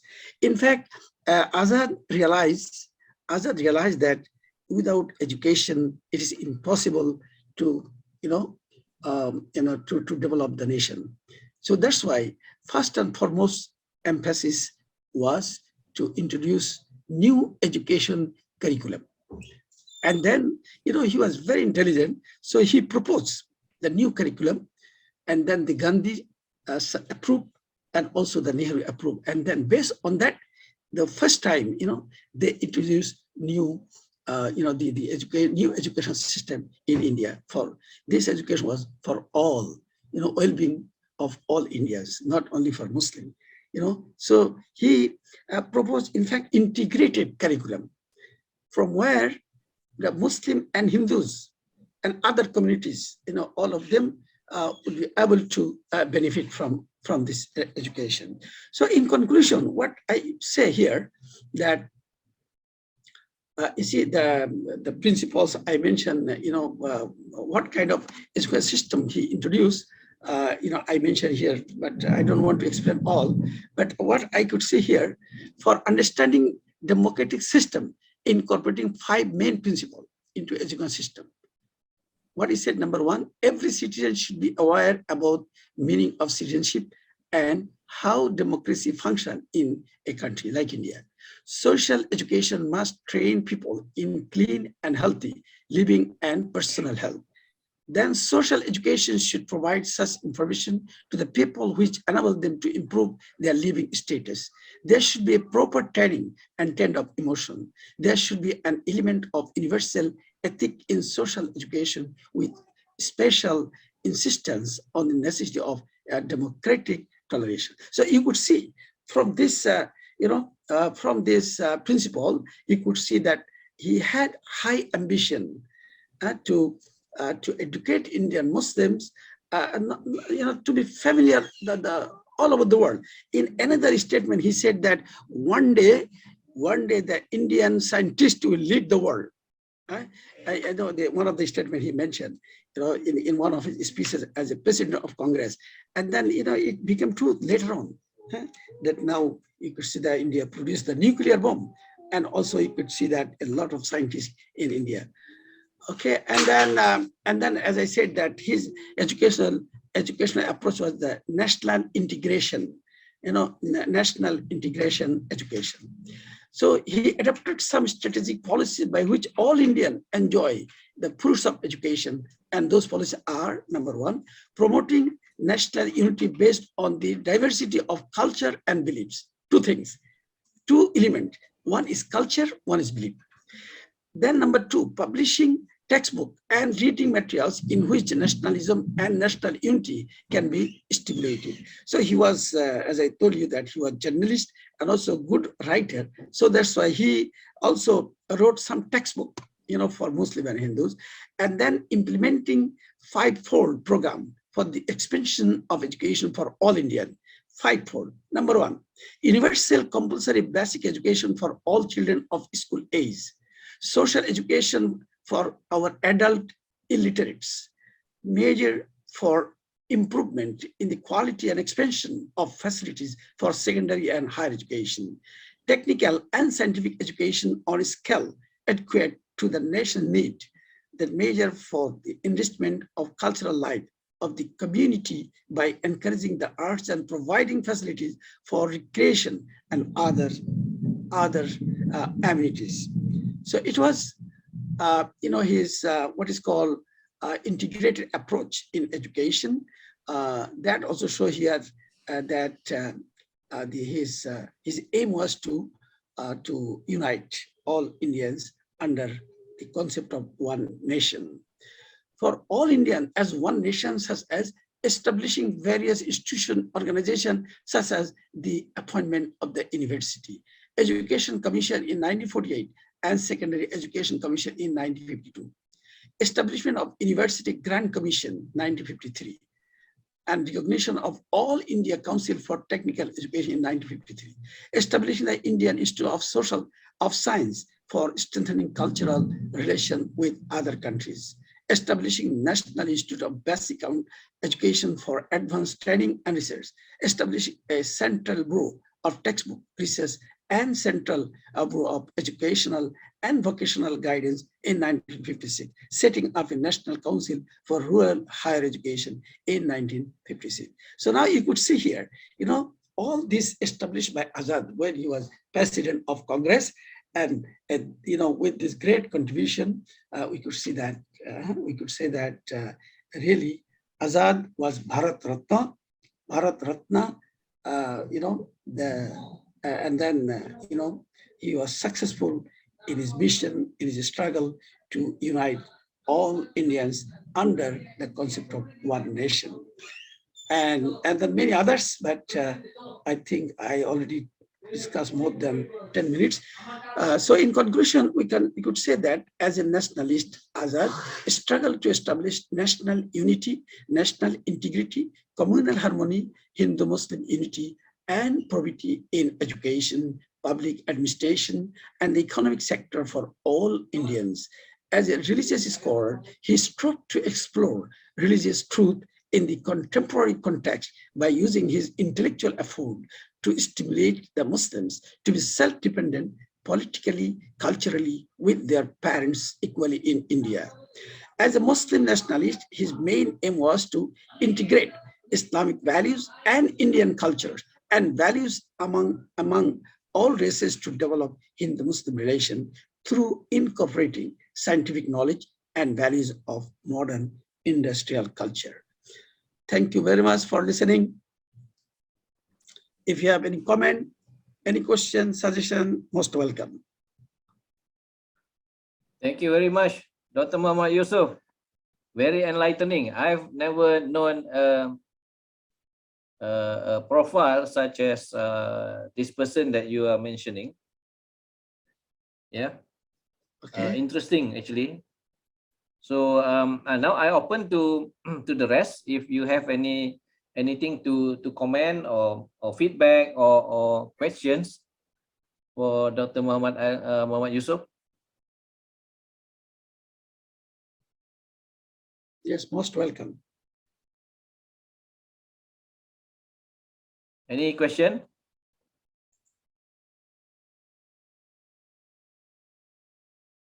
To the present day India, Dr. Muhammad Yusuf, is Yes. Abdul Kalam Azad philosophy and thoughts are being applied as well now, continuously still? In fact, you know the situation, what's going on now. I think this time the Muslim and non-Muslim and Muslims and also Hindus, you know, they don't have good relationship. So that's why I mentioned in my paper that the Indian young generation should go back to those days when the Mahatma Gandhi, Nehru, Abul Kalam Azad, Sayyid Ahmad Khan, that Muslims and Hindus, politicians, intellectuals, you know, work together in order to free India, in order to get the independence from the colonists. So if they go back to that, you know, that heritage and legacy, then I think that India could, you know, develop more and more, and then, you know, they can also live together peacefully. Because now you could see, you know, they don't have good relationship in India. I hope that, you know, the Indian, you know, both Muslim Hindus will realize that, you know, we have to, you know, we have to go back to our legacy or our past history or culture and civilization. You know, when all Indians were united and they developed the nation, and that's why today India, one of the developed countries. Yes, yes. Thank you very much for your. Dr. Shafra'i? Yeah. Yes. Can I ask one question to Yes. Prof. Dr. Yusuf? Yeah. All right. Okay. Just wondering, yeah, about this this great person, yeah, Dr. Adi Azad, yeah. Does India, okay, their education, right? Do they put in like this history in the Indian education? So that because if they put it in the education in India, that means the students may know the history of this philosophy, right? Do they have that? That's my question lah. Because if not, nowadays students they don't go for reading. See, so they will not search for all this information. All right. So are these information included in their education? That's from me. Thank you, Prof. Yeah, thank you very much, Doctor, to ask this question. But firstly, I'm sorry, I did not survey their curriculum, the present curriculum, whether in their textbook, whether they mention or they also included or incorporated the you know, the profile of Abul Kalam Azad. I'm not sure, but one thing I know that until today, the India celebrate Abul Kalam's you know, Abul Kalam what is called birthday. And also when they celebrate National Day, during that time, they also acknowledge Abul Kalam Azad contribution. Because, you know, they cannot separate Azad, you know, from the development of India. So I'm not sure because, you know, the school, college, university curriculum frequently change. And then they incorporate new things. You know, if the politicians change, new government come, then they do something. So that's why I'm not sure. I did not survey, but maybe we can try to know from the Indian people. Thank you. Those Thank who you, Prof. around us. Okay, you're welcome. Thank you, Prof. Yeah, most welcome. Thank you, Dr. Mariam, for a good question. But but I think also I'm not sure. This is only my observation and what I read from the news and the social media and so on. It is also probably boiled down to the to the leadership, the present leadership. I think the party is more nationalistic, so-called, quote unquote, yeah, compared to probably the Congress last time, who are actually vying for basically like justice and progress and development and so on. So that alone, probably being a nationalistic, also carry some weight with respect to the emergence of discontent or the mismatch between the Hindu and also the Muslim. Okay, that is my thought actually. Maybe it is not true, maybe it is true, I don't know, half true and so on. So from what I observe, the BJP party is the ruling party right now is very nationalistic, so-called, yeah, very strong, yeah, the Hinduism sentiment. So maybe that also contribute to the present issue there with the Muslim brothers. Okay. Yeah. I think you are right, Dr. Shafi. I think you are right. Today's BJP national, the concept of nationalism is not the concept of Indian nationalism introduced by Azad. Is different, Indian nationalism. Of course, BJP also claimed that, they claim that this is Indian nationalism, but it's not like Azad. Azad Indian nationalism, two different, because what you mentioned here. And then the most importantly, the purpose of writing of this paper was not only to discuss Azad views, but how we can incorporate his views or introduce his views in contemporary time, particularly in multiracial country and society like Malaysia. That is our main concern.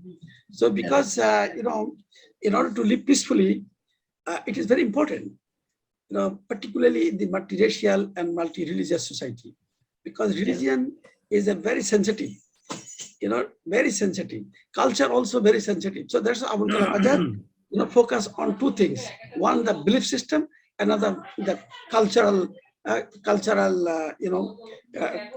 aspect. So that's why these two aspects, if we respect each other, then I think that help us to live together.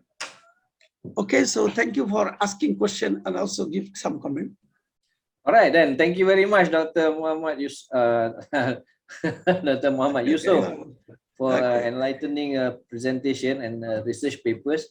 We hope that many of us can also look at, to a certain degree, maybe come up with such kind of research that it is actually opening up a lot of thoughts and afterthought also, which is very good to all of us. Okay, so thank you, Dr. Muhammad Yusuf. I know that you are going to KL quite urgently now, and then so I wish you all the best. Allow me to leave. You allow me to leave? Yes. You may go. Of course. Thank you very much. Sorry for other doctors. I'm sorry. Apologize. I could not listen your talk. But I'll see if my phone work outside. Then inshallah I'll join. Inshallah. You can watch the video because I'll publish the video in YouTube later. Okay. Good. Okay. All right. So thank you very much. Thank you very much. Assalamualaikum warahmatullahi. Walaikum salam, and God bless you too. All right. So let's move forward with the next speaker. We have Dr. Mariam Jamila and also Dr. Muhammad Rahim jointly to present the paper titled "Developing a New Framework of Wakaf as a Tool to Solve Aging Society Well-being in Malaysia." So this also promising to be interesting, yeah. So okay, let's take over the floor and let's hear what you have to present now. Thank you.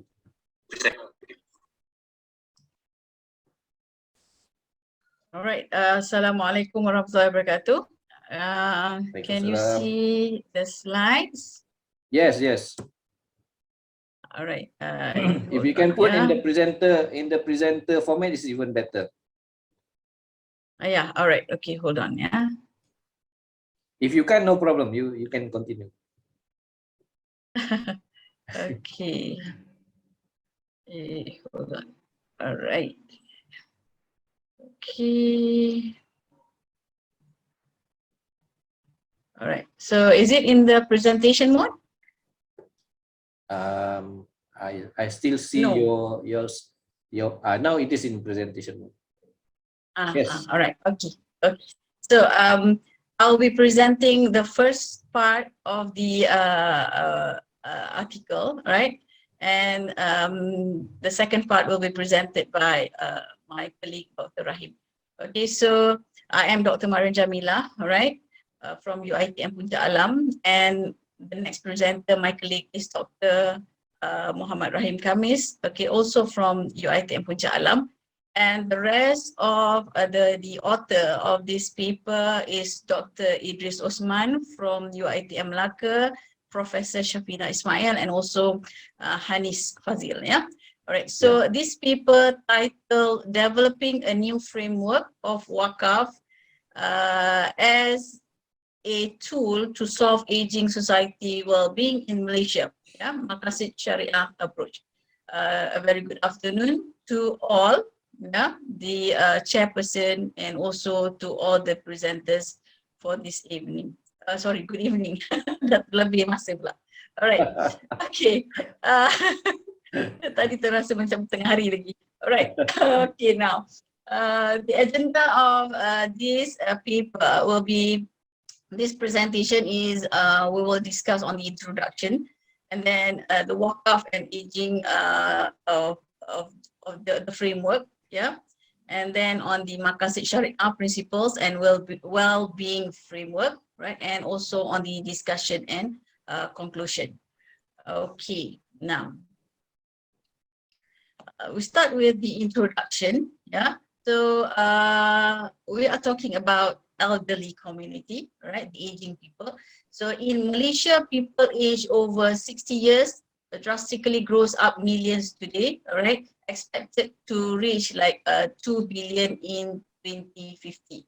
Yeah. So the society is expected, okay, to provide a quality long-term health service care, right, for these older people, because nowadays older people live longer. Yeah. Right. And furthermore, the government and also the independent societies, right, also the one who will be providing regular care and revised retirement policy. Yeah? Okay, so that will be for Chan 2018 and the other researchers.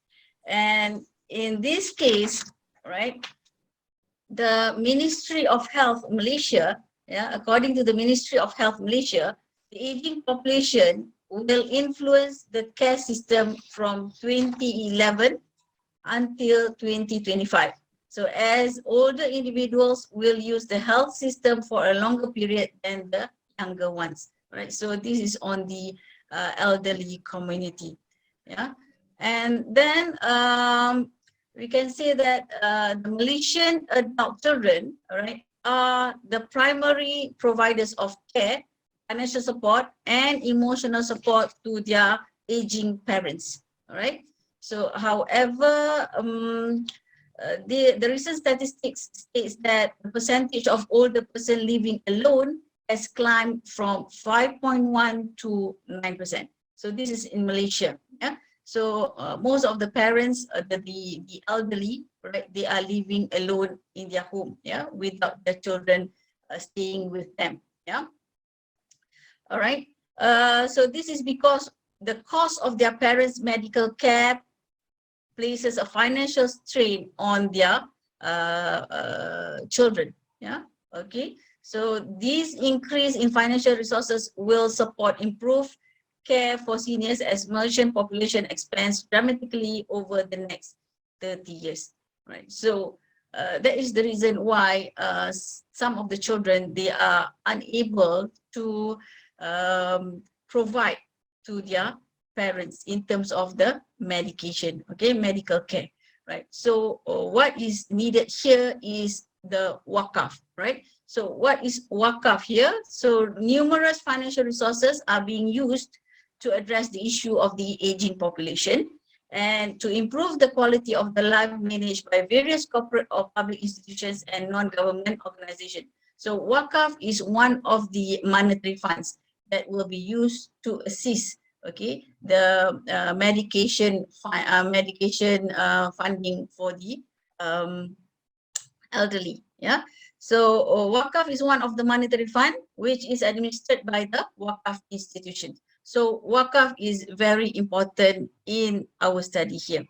Yeah. So why Wakaf is important, right? Because Wakaf is acknowledged as a voluntary charity act and a source of income for social and economic development, as well as for improving the welfare of marginalized groups such as the poor, insolvent, needy, orphans, and also the widows. All right. Okay. So it also can be integrated for improving the socio-economic development and also the poverty alleviation. Right. And Wakaf has been identified as a known solution. Right. As a known solution to balance the human development and economic system through charity, right? Besides education, microfinance, and poverty alleviation, okay, Wakaf is also used as a healthcare service to the elderly, yeah, in this study, right? So recent study by Sheikh Hassan and Abdul Rahman 2018, they indicate that socio-economic development factors such as the economy, education, health, and religion can be enhanced and improved. So these are the issues, yeah, on the Wakaf. In Malaysia, the Wakaf is not widely practiced in solving the aging society, right? Most of the Wakaf model are used like what has been stated here by the previous researcher on different model, yeah, on different model. They are looking on the society's well-being, they are looking on the funding, right? But in our case here, in our study, we are focusing on the elderly, right? On the elderly, where this is very it's quite not practical, okay, in Malaysia, all right? This is very new in Malaysia, using Wakaf fund for the elderly people. Yeah. So what is the intention of our paper here? All right. The intention of our paper is to preset a conceptual framework, yeah, for Wakaf as a tool for addressing the well-being of Malaysia's aging community using the Maqasid Sharia approach. Right? That's what we want to do. We are looking for a framework, yeah, to enhance this. Okay, so this study contributes to the growing body of knowledge regarding how Wakaf might contribute to the well-being of Malaysia's aging population by channeling monies to fulfill the 5 elements of Maqasid Sharia. So that will be our motive of this, or the aim of our study, right? So that's from my presentation. And now I would like to invite my colleague, Dr. Muhammad Rahim Khamis, to present the rest of the presentation. To you, Dr. Rahim. Okay, thank you, Dr. Mariam Jamila, and Assalamualaikum warahmatullahi wabarakatuh, and a very good evening to everyone. Right, so I will proceed the other discussion about what this research, right, about the Wakaf and the well-being, and we apply about the 5 elements of Maqasid Sharia, right? Okay. Before this, one study about the Wakaf and aging well-being framework have been done by Yakubu and Abdul Aziz by 2018, right? Through the framework that have been developed by Yakubu and Abdul Aziz, which is concerned about the 3 aspects, which is the social capital, social support, and social safety net. And at the end of the day, come out with one model, which is a 3S model. What is a social capital? Social capital referring to the monetary values, which is referring to the ringgit and cents that will be used to help that particular the aging community, right? Enhance quality of life among the elderly society, which is can use by the zakat, wakaf, infak, or hibah. So it is referring to the social capital. The social support is referring to the support from the institution, support by the peers and so on, right? And the last one about the social safety net, which is a combination from the capital and social support, and after that can leads to the social safety net, which is the combination from the social capital and social support. Just in case we have a social capital, but not have the social support from the institution and so on. So at the end of the day, who want to manage that particular monetary values, right?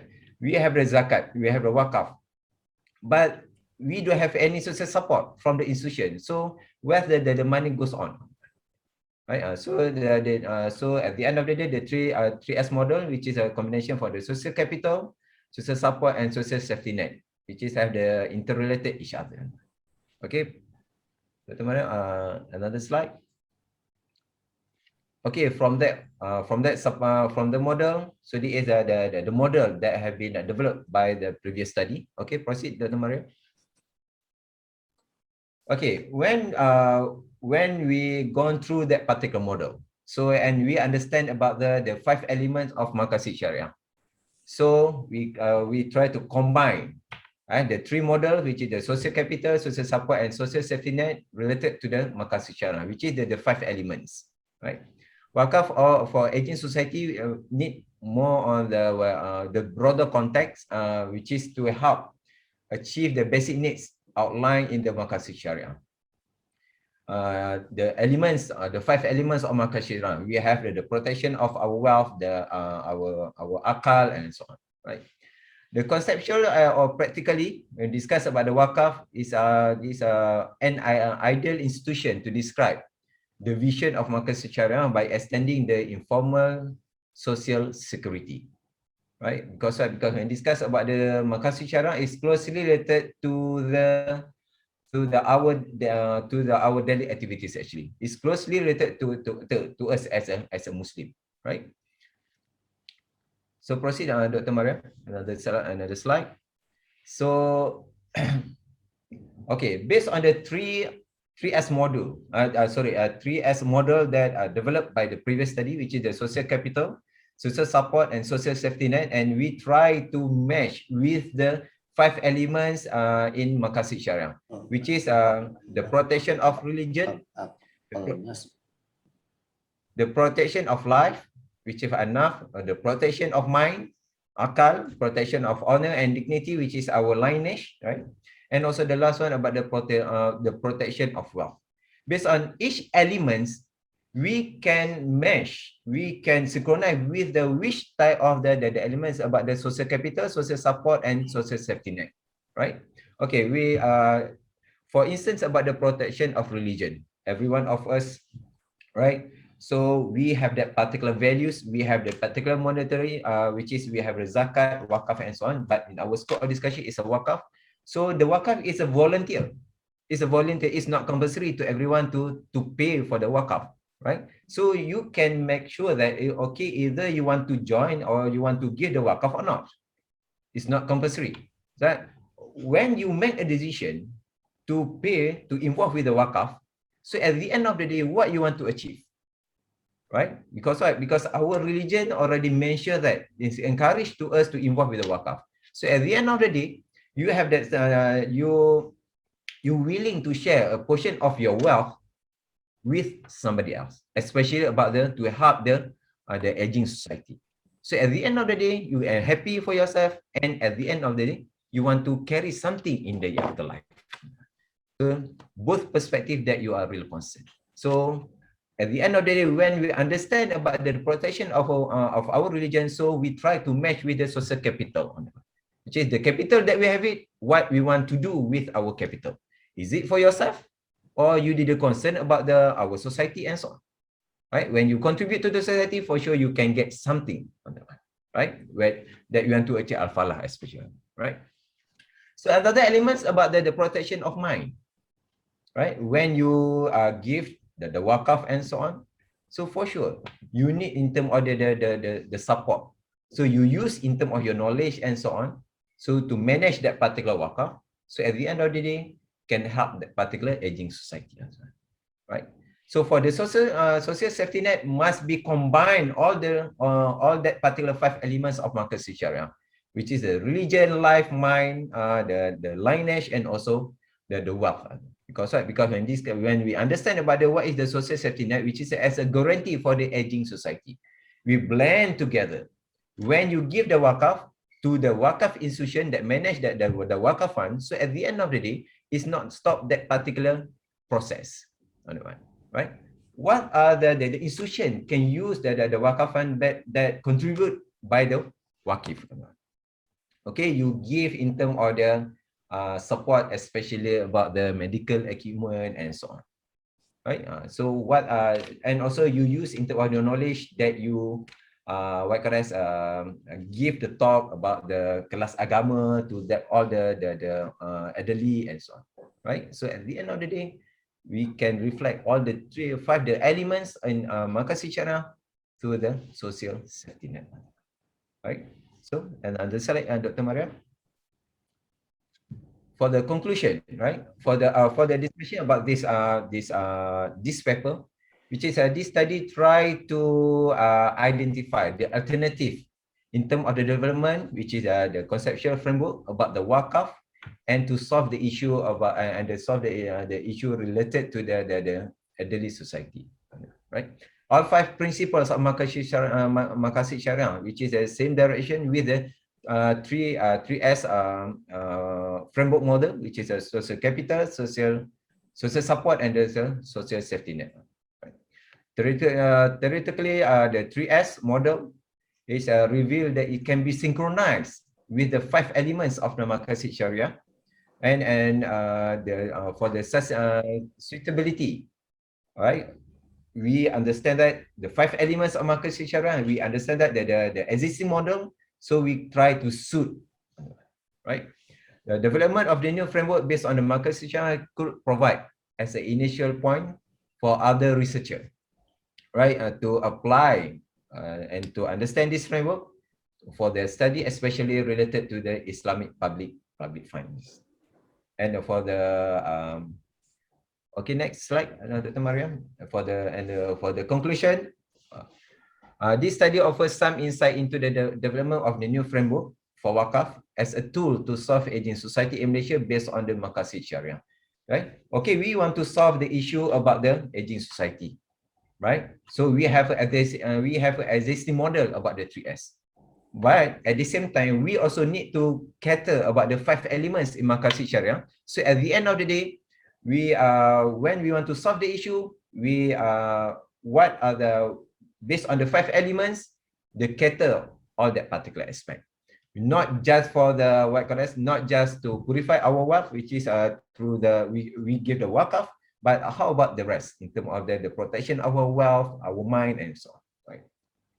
Mahakashi Sharia hierarchy concern the fundamental needs for every single human to be provided on urgent needs.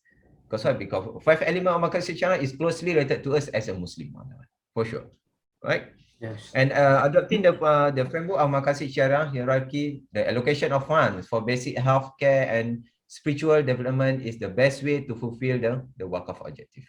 Right? It's quite interesting to explore, especially to provide the evidence empirically to make sure that that particular conceptual framework is aligned with the 3S model, and we can inject the 5 elements of the Mahakashi Sharia when we develop for that particular model, and might be when we can improve that through the empirical evidence. So inshallah, we really hope that can be used by the other institutions, right? I think it's now for our presentation about the issue about this research paper about the wakaf, the aging society, and also the Mahakashi Sharia. Thank you. All right, thank you, Dr. Mariam and Dr. Muhammad Rahim. I think it's very, very, very interesting, something new that we can actually think of. Okay, this is something that I agree with Dr. Rahim that maybe this is a good platform to launch forward the idea to become reality. Yeah. Yeah. And also Right, actually it's right. also a good stepping stone for the next research, to do empirical Yeah. research, get the data, and then find out if the plan or the idea is catching up the ground or not, you know, whether it can be implemented or not. That is the most important thing. Yeah. We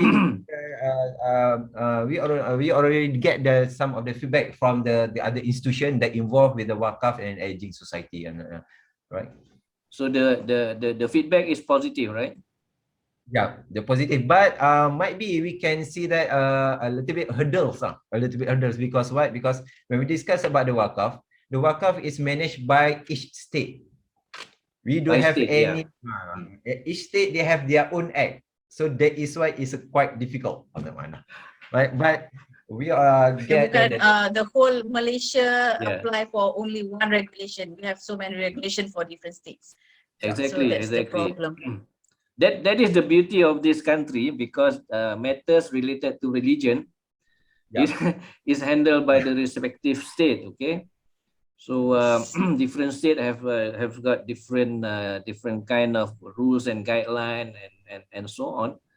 So the first challenge that we probably wanting to address is to find a common ground so that all states agree, you know, at least to step forward with the idea. One challenge is basically this. This is one of the challenges that that this idea to be put forward. You know. But what do you think the other potential challenges that can basically, you know, limp or hinder the progress of this idea further? Beside, you know, respective state having their own guidelines and procedures and so on, you know. But what do you think? What are the other potential issues that we might encounter to further this idea? That one, I will leave to Dr. Rahim to answer. the potential issue He's is the right now. expert in this. Yeah, the intention lah, the intention from the Waqif itself lah. And the intention from the Waqif itself, which is when we do some of the survey from the institution and so on, right? The authority body as well. They mentioned that the one of the constraint right now, which is some of the Waqif, they mentioned that they want to give the Waqaf based on the specific Waqaf. So meaning that it's quite difficult to the institution to manage that particular Waqaf, not just for Waqaf fund and so on, right?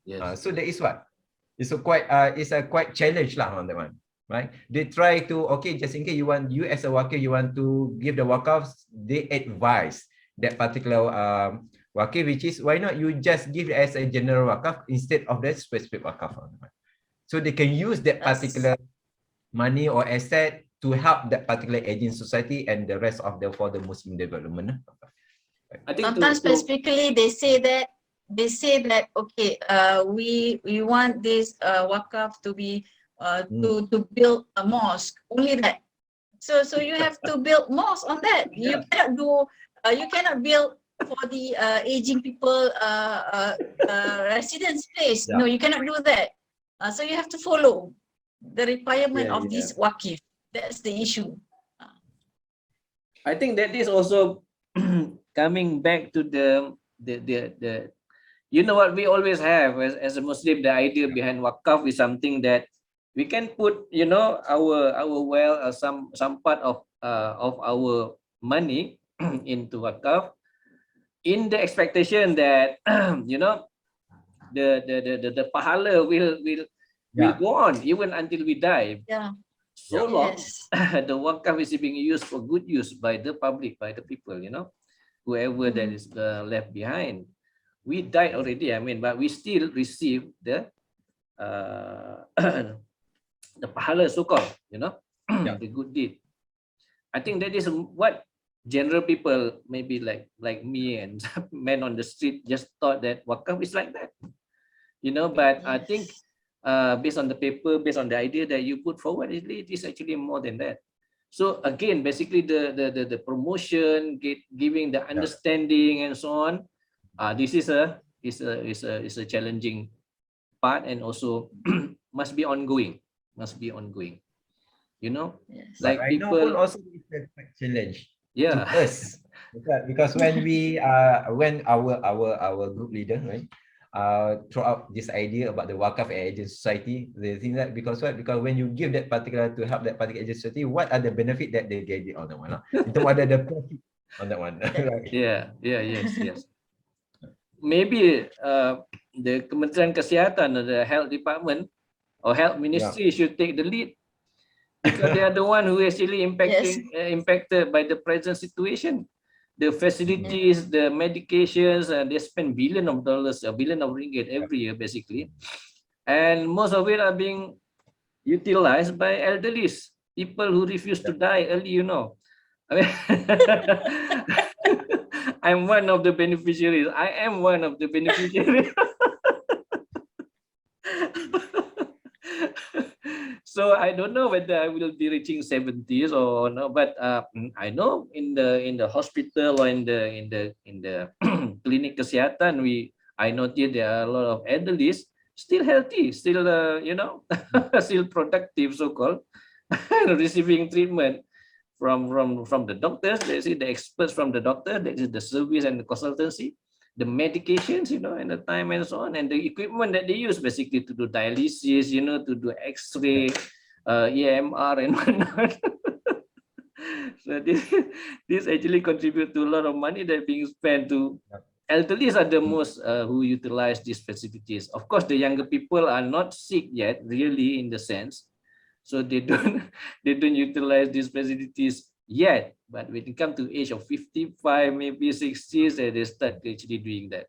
So I think it's a very timely that this idea, they put the wakaf in this form to support the elderly, so that it will reduce the burden on the Kementerian Kesihatan, especially. Yeah, and the money that is saved can be used for other purposes, more meaningful purposes actually. But the idea is a long drawn, not so-called long drawn, but we need to. It is an ongoing effort actually to put up, to get the awareness and understanding, and get the so-called popular vote. Basically, people, yes, this is also the way to go actually. Yeah, and people start actually putting their money into the wakaf for this purpose. So nice, very good, very interesting. How about others? Anybody has got anything to add or to share? Any question at all? Dr. Saras? I'm not sure Dr. Saras is in. I'm here. Tanyalah doktor apa? Tak berani tanya, nanti saya tak saya cakap something wrong. Okay. For all of you, Dr. Sarah actually attended my conference, I think about 1.5 years ago in 2020 in Langkawi. Okay. Yes, correct. Yes. So unfortunately, this time around, I'm not able to actually conduct one because of the insufficient numbers. So I really hope that I can do that again in near future. Okay, Dr. Sarah's actually background is engineering. So Tak juga Dr. Syafiq. I been under faculty engineering tapi background saya mass education. I see. Okay. Okay lah. I'm under the faculty of engineering because I'm teaching the civil and mechanical students. I see. Okay. Tapi background saya bukan engineering. Okay, alright. I'm sorry about that. It's okay. So do you have any question about this wakaf thing? I don't think so. Okay. Ilmu tak cukup. Tak boleh tanya soalan. Okay, alright, no problem at all. So I guess that's about all from Dr. Mariam and Dr. Rahim. Very interesting subject, very interesting research area. I hope it can be it has the momentum basically to be carried forward.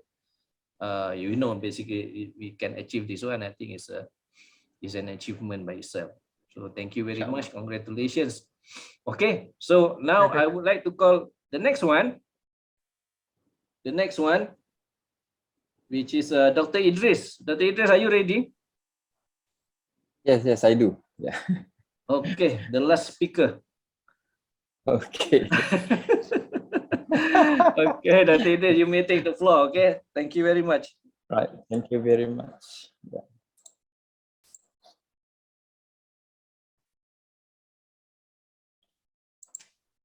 Can you see my screen or not, Doctor? Not yet, not yet. Starting. Not yet, Dr. Idris. How about now? Okay, Okay. now I can. All right. Okay. Assalamualaikum and very good afternoon, Waalaikumsalam. Chairperson and researchers. My name is Idris. Actually, I'm extending the idea from my, other team members of mine here, right? From Dr. Mariam and Dr. Muhammad Rahim just now, right? And then today I'm going to share about my empirical study, right? Titled Investigating the Relationship Between Social Relations and Elderly Wellbeing at the Selected Elderly Care Centers in Malaysia, a mediating effect of a wakaf fund. Okay, I'm the main author for this, together with my team, Siti Nurhanis Fazil, Shafina Ismail, and Mariam Jamilah, as well as Dr. Muhammad Rahim. Okay, so actually the issue of this related to still, the main issue actually elderly well-being. How we can improve the elderly well-being. I'll start with the background of the study, right? Malaysia, talk about elderly populations, even Malaysia being a younger country in the terms of years of the establishment, but also we are experiencing a very quite aggressive in terms of the phenomenon of aging. Okay, in 2000, Malaysia recorded about 6.6% of elderly and expected will be rise, all right, in 13.4% in 2025 and will be increased as well in 2050 will be 20.8%. Overall the population in the country. So because of this population, it could be actually affect to the health quality, life quality, as well as the elderly enjoyment. And some researchers say that because of this population, there could be actually affect to the mental illness of elderly, the loneliness, the isolation, abuse, and neglect. That's the fact that we are actually experiencing now when we have a lot of elderly people in the country. Okay.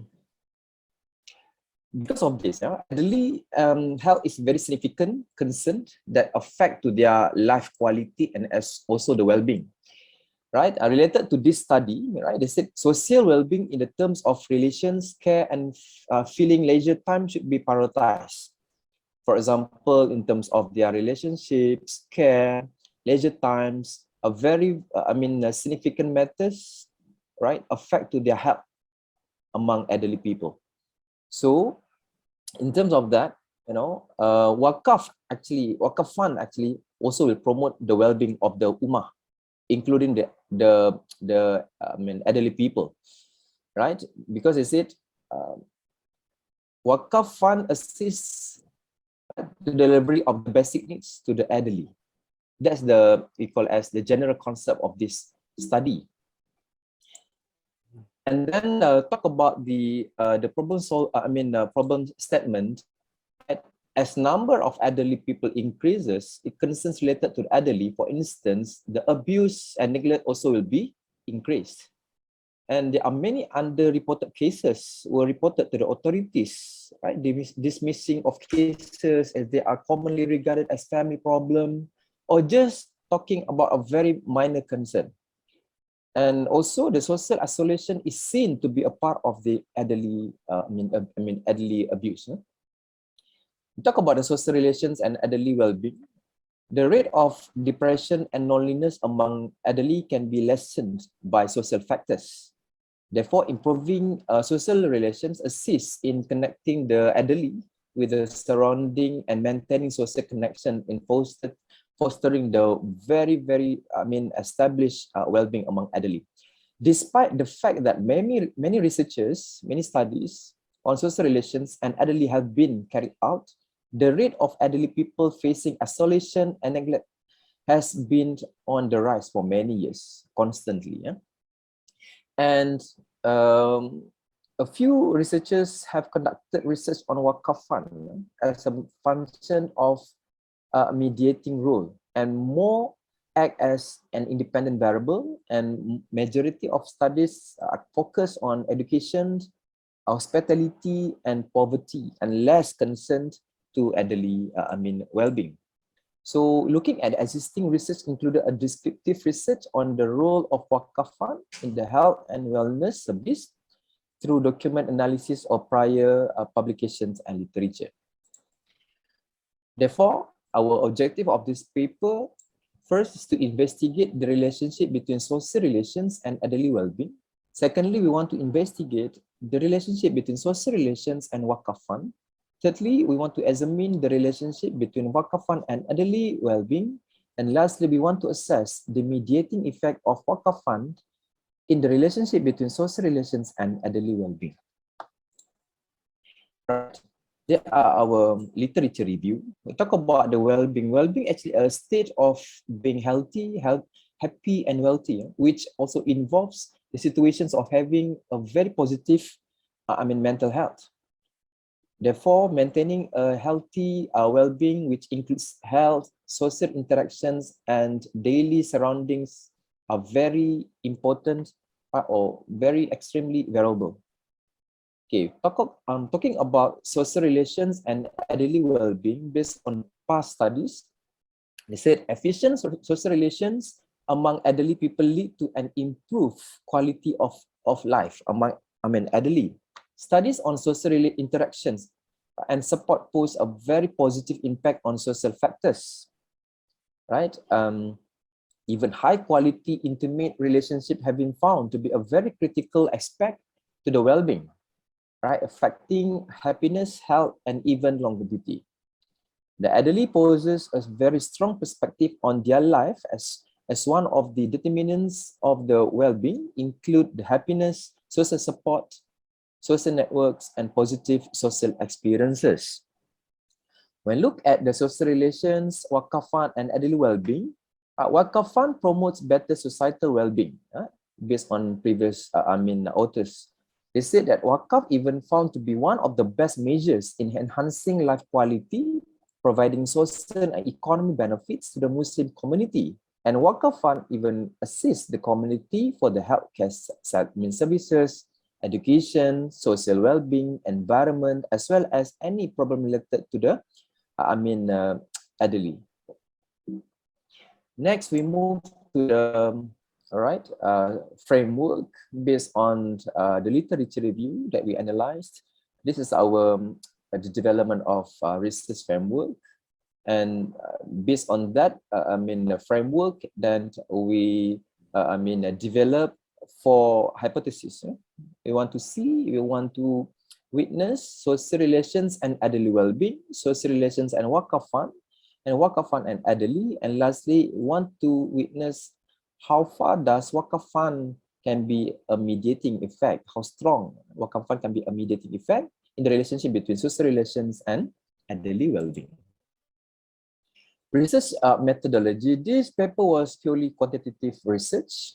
The population involved elderly people, and those who are actually located in Johor, Selangor, Kuala Lumpur, and Perak.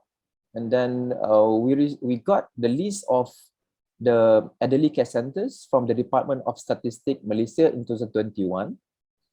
Right? We used purposive sampling methods, and we used a questionnaire. For the data analysis, right, we use SPSS for data cleaning, normality, common method bias, frequency, for demographic profile, and for the main analysis, we use a PLS.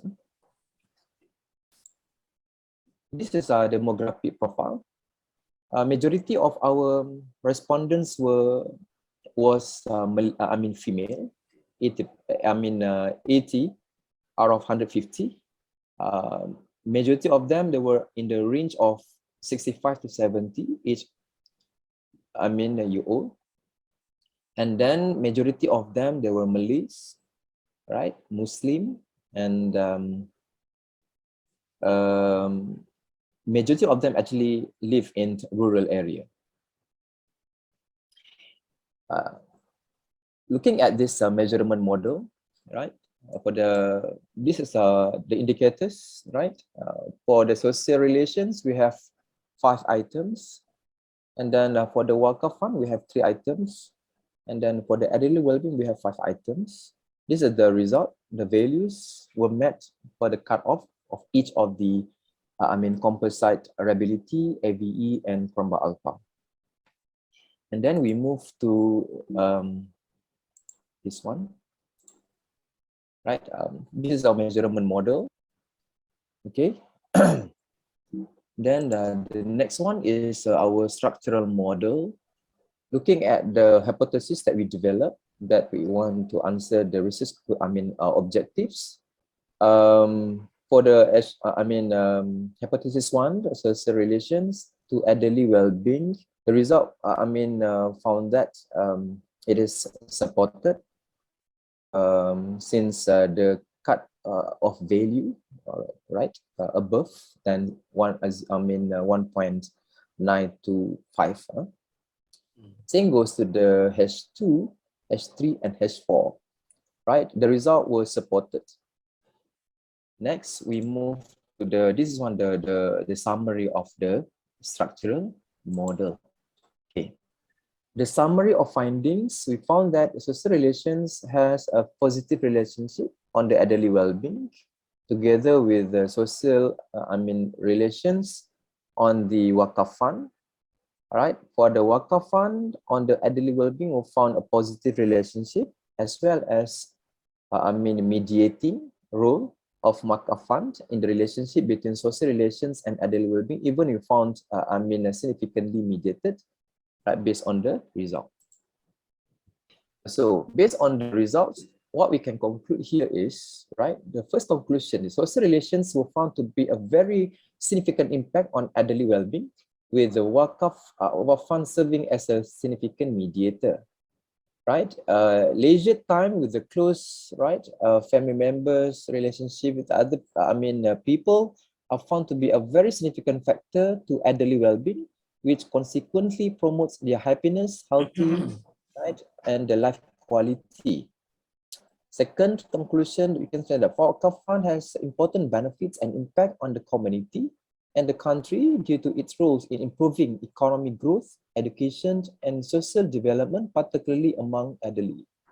Right? Majority of the elderly agree that contributing to Waka Fund is one of their roles as responsible Muslims.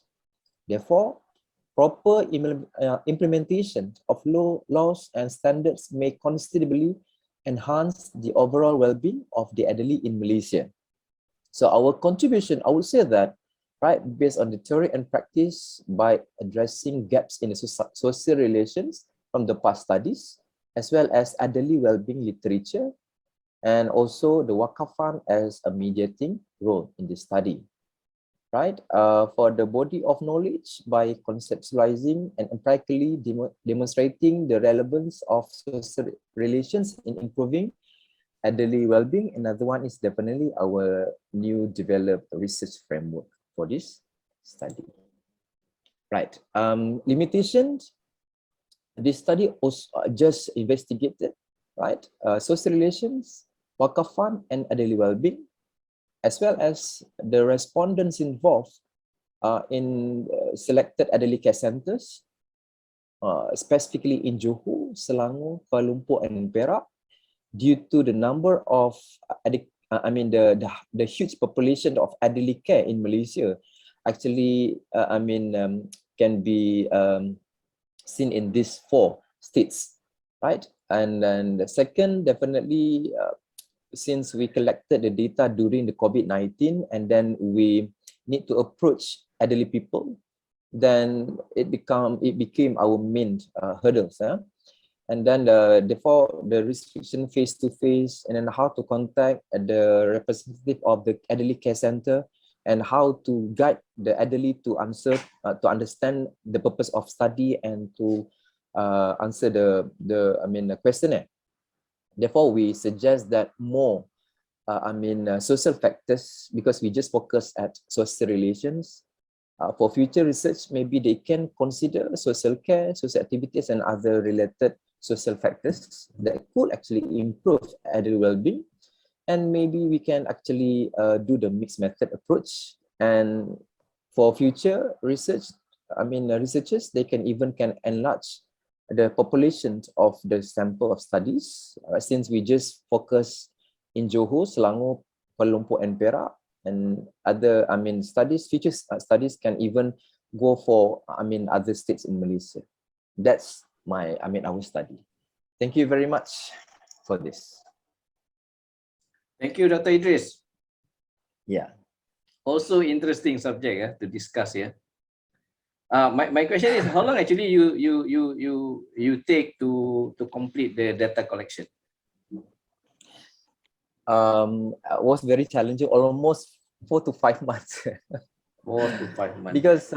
Because we understood the condition of elderly as well.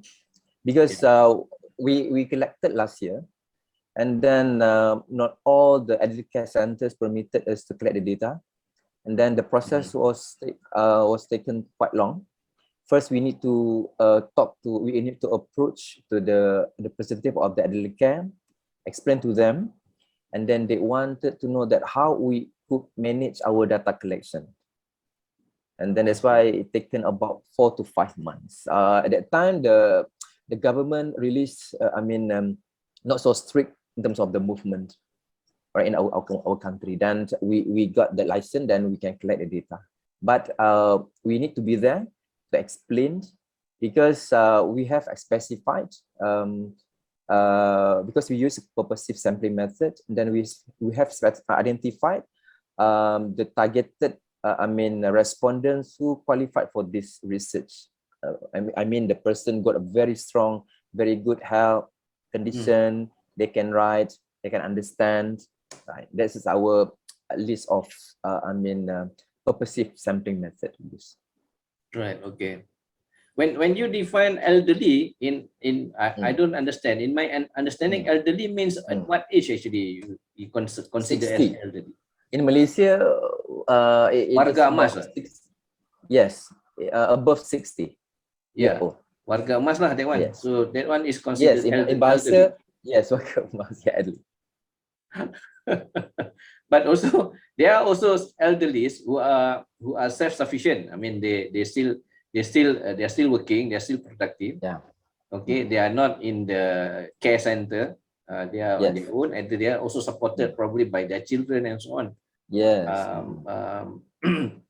So maybe there is also potential research for future research actually to get the but the challenge is how we want to actually to control the number of elderly based on that stage. That's why our focus definitely the elderly who registered with Jabatan Kebajikan Masyarakat JKM Malaysia. Yeah, that is okay. That is not wrong anyway. Yes, we still can do that. Yes, maybe we have some actually formula, the best formula how we can include as well. Those are not live in the elderly care centers, but not actually those who actually sometimes it's not the reason that the children send the parents to the elderly because of they are not effort to to survive, but it's requested by the parent, because in the elderly they can learn not just because of they got sick, but they can learn about education, they can meet friends, like a baby care center.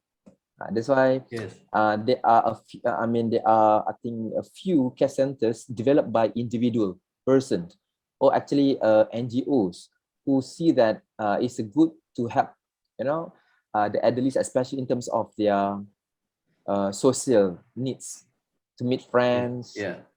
They can work together, they can talk together, they can have activities on their own, they have religious activities as well.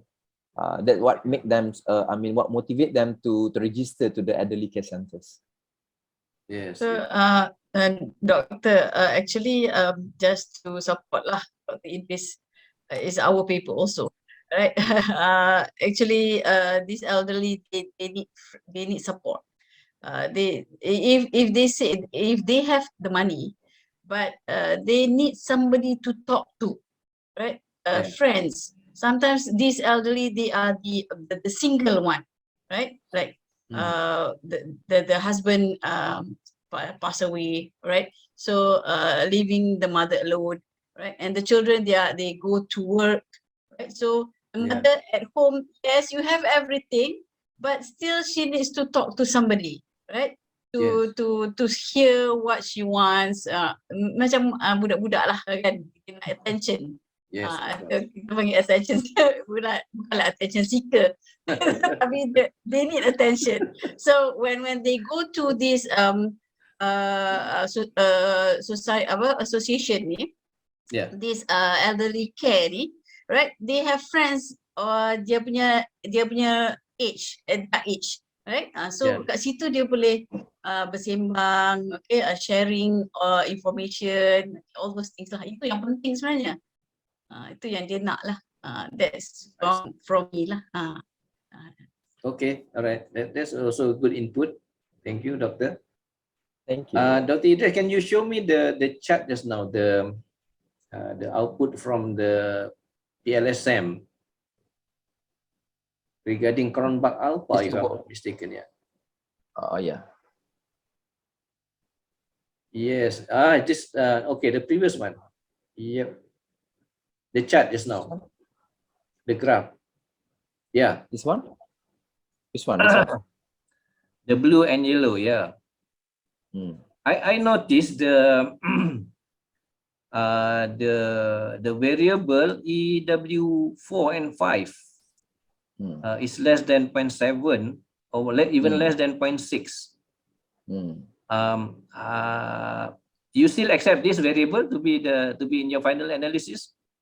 Yes, we still have that because we talk about the mean, yeah, we call as yang semua sekali itu, right? The total of Cronbach Alpha tu, right?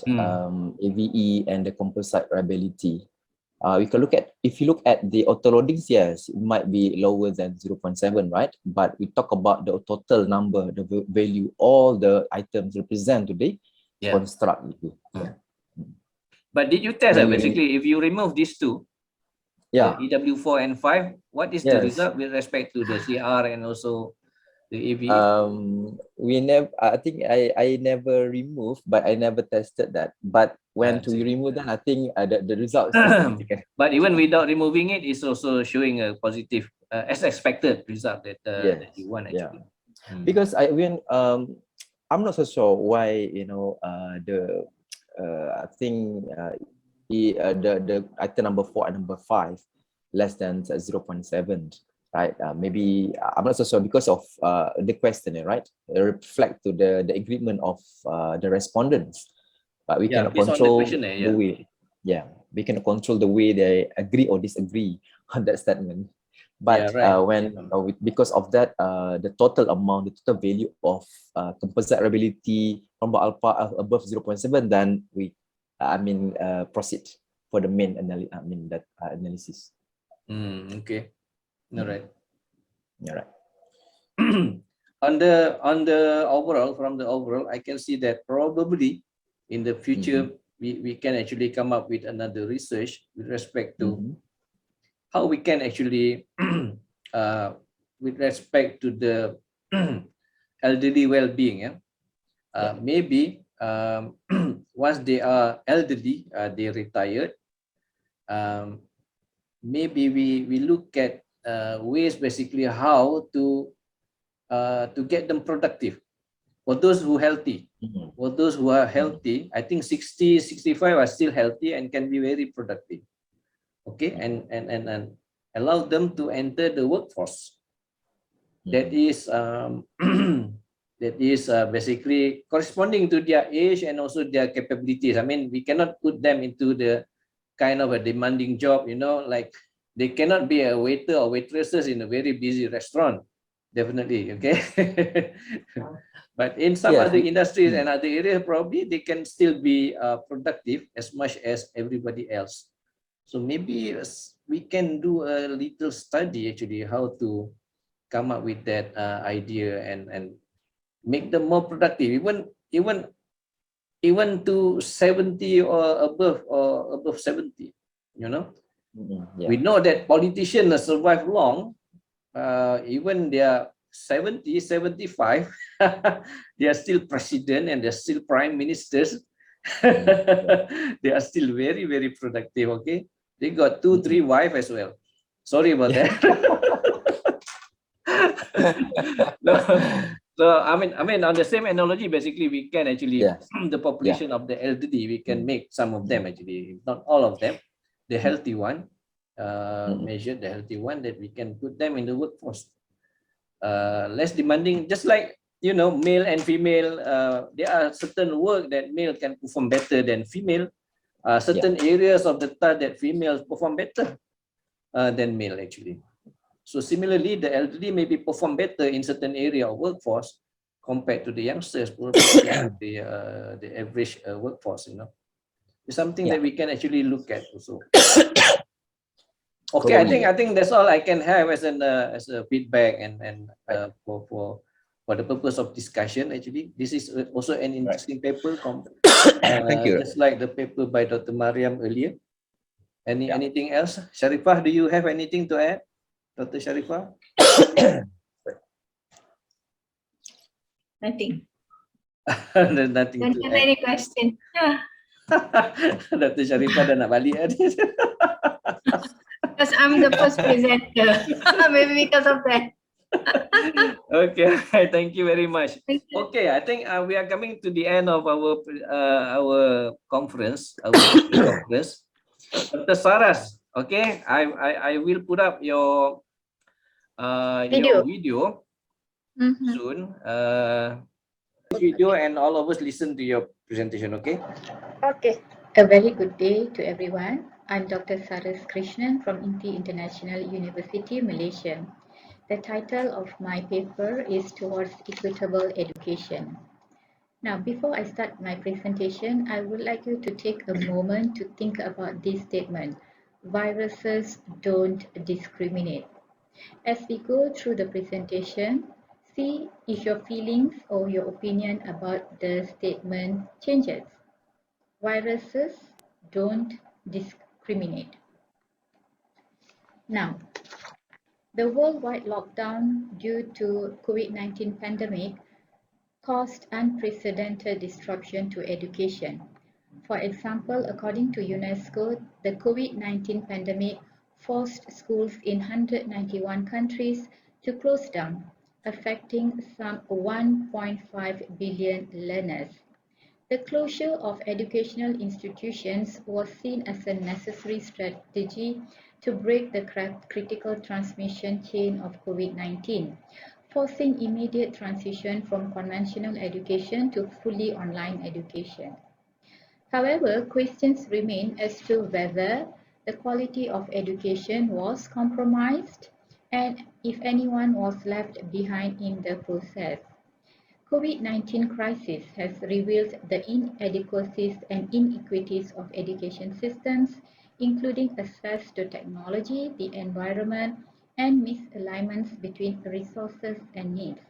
In this presentation, I will talk about the impact of COVID-19 on education and educational inequality in the wake of this pandemic.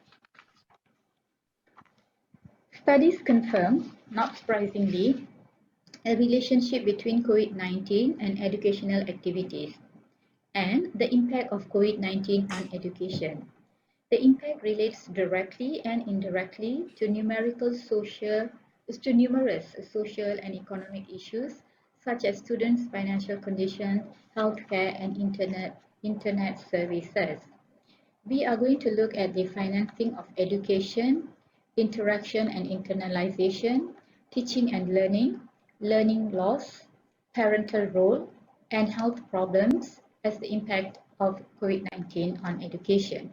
The pandemic forced public and government funds to be diverted in the health to the health sectors and in maintaining and reviving the economic sectors. Nevertheless, in order to accommodate the sudden transition in the teaching and learning process, governments channeled large amount of funds to the supply of digital devices and for financial support of students and schools. On the other hand, financial crisis during the pandemic caused some students to terminate their education as their parents could not support their education. Studying at home as opposed to studying in a campus environment led to students' lack of social interaction with their peers and the instructors. Besides that, closure of international borders affected the mobility of international students, resulting in the lack of international exposure and opportunities for social networking. Moreover, as international students opted out of studying abroad, some institutions' financial standings were affected, especially where there is a large percentage of international students. Although educational institutions seemingly successfully went into full online mode in a short period of time, in reality, there were no sufficient tools, knowledge, and experience, in some cases, if not in most cases, for effective transitions. Not only there was lack of social contacts and face-to-face interactions, educators may not be adequately prepared to conceive and deliver new instructions and assessments. While students were more stressed and anxious, but less motivated and less engaged in the online environment. Especially students from the disadvantaged backgrounds were more affected as they have limited space and resources. COVID-19 has caused the largest disruptions to education in history, leading to reduction of available human growth, innovation, and employment. In addition, the learning loss experienced by the students affected the matching proficiency to the labor market, resulting in lesser earnings. Parents had to become a more intense mediator between the students and the instructors, especially students at lower levels. However, the effects of lockdown on some parents' finances caused them to be less supportive, be it emotionally or financially, especially where parents struggle with economic uncertainty and demands of working from home. As such, there are considerable disparities among parents when it comes to supporting their children's learning. While some parents can afford to provide additional help and sustenance for their children, the parents from economically challenged backgrounds do not have the capitals nor the disposition to do so. Restrictions to movement and cease of usual day-to-day activities reportedly affected students and instructors' physical and mental health, as well as their emotional well-being. This includes weakness and fatigue, headache, backache, and eye strain. Studies showed that disruptions to sleeping habits, lack of fitness routines, and lack of social interaction significantly affected health conditions.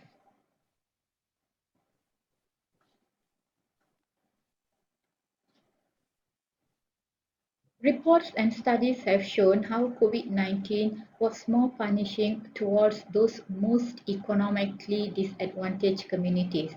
To begin with, these people cannot afford proper accommodation. They live in overcrowded areas such as the slums. They cannot comply with social distancing measures due to the high density of population. On top of that, there is lack of proper amenities and health facilities, unstable work conditions, and unsteady income.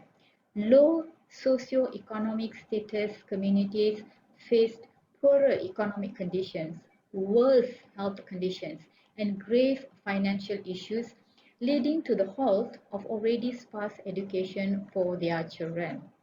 Disparities in the educational progression and achievement among students from different SES, socioeconomic status groups is a well-documented global issue. More importantly, students from different backgrounds were found to demonstrate larger achievement gaps where educational inequality is prominent. The unforeseen tragedy that befell the world past 2 years has made us question our preparedness in facing such situation again. The lockdown measures created huge barriers for students from low SES backgrounds, causing a sizable number of children from remote or backward areas to not be able to access online education. COVID-19 made worse the education situation for nations who already had a broadening education gap prior to the pandemic. Educational inequality have a strong association with the attainment of educational qualification and social positions.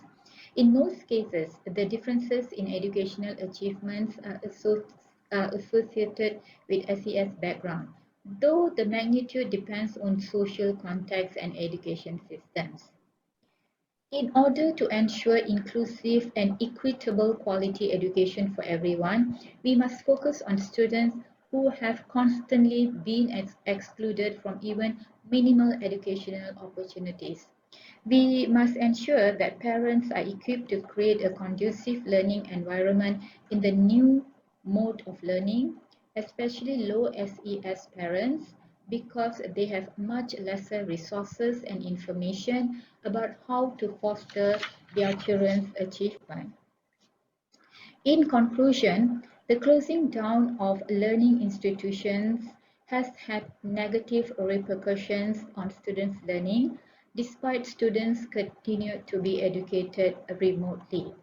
Students from economically challenged backgrounds felt a larger impact of the learning disruptions and disruptions to assessment due to limited funds and resources. Limited access to technology and the channeling of funds to the medical and economic sectors significantly suspended learning.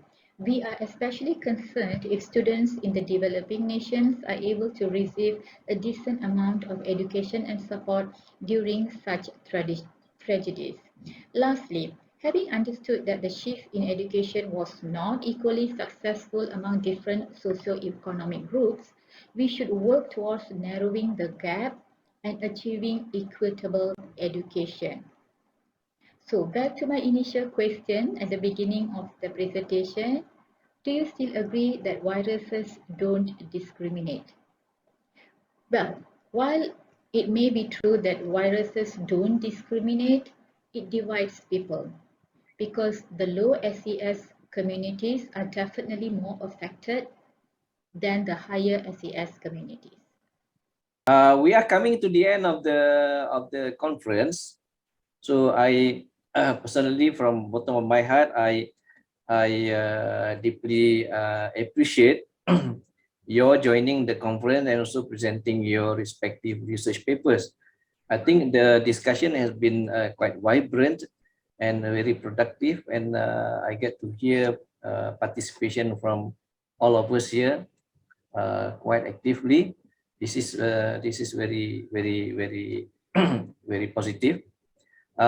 So at the same time, I would like to remind also again that I will be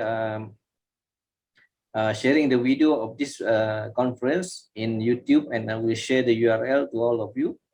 Secondly, I will also email you the the conference the conference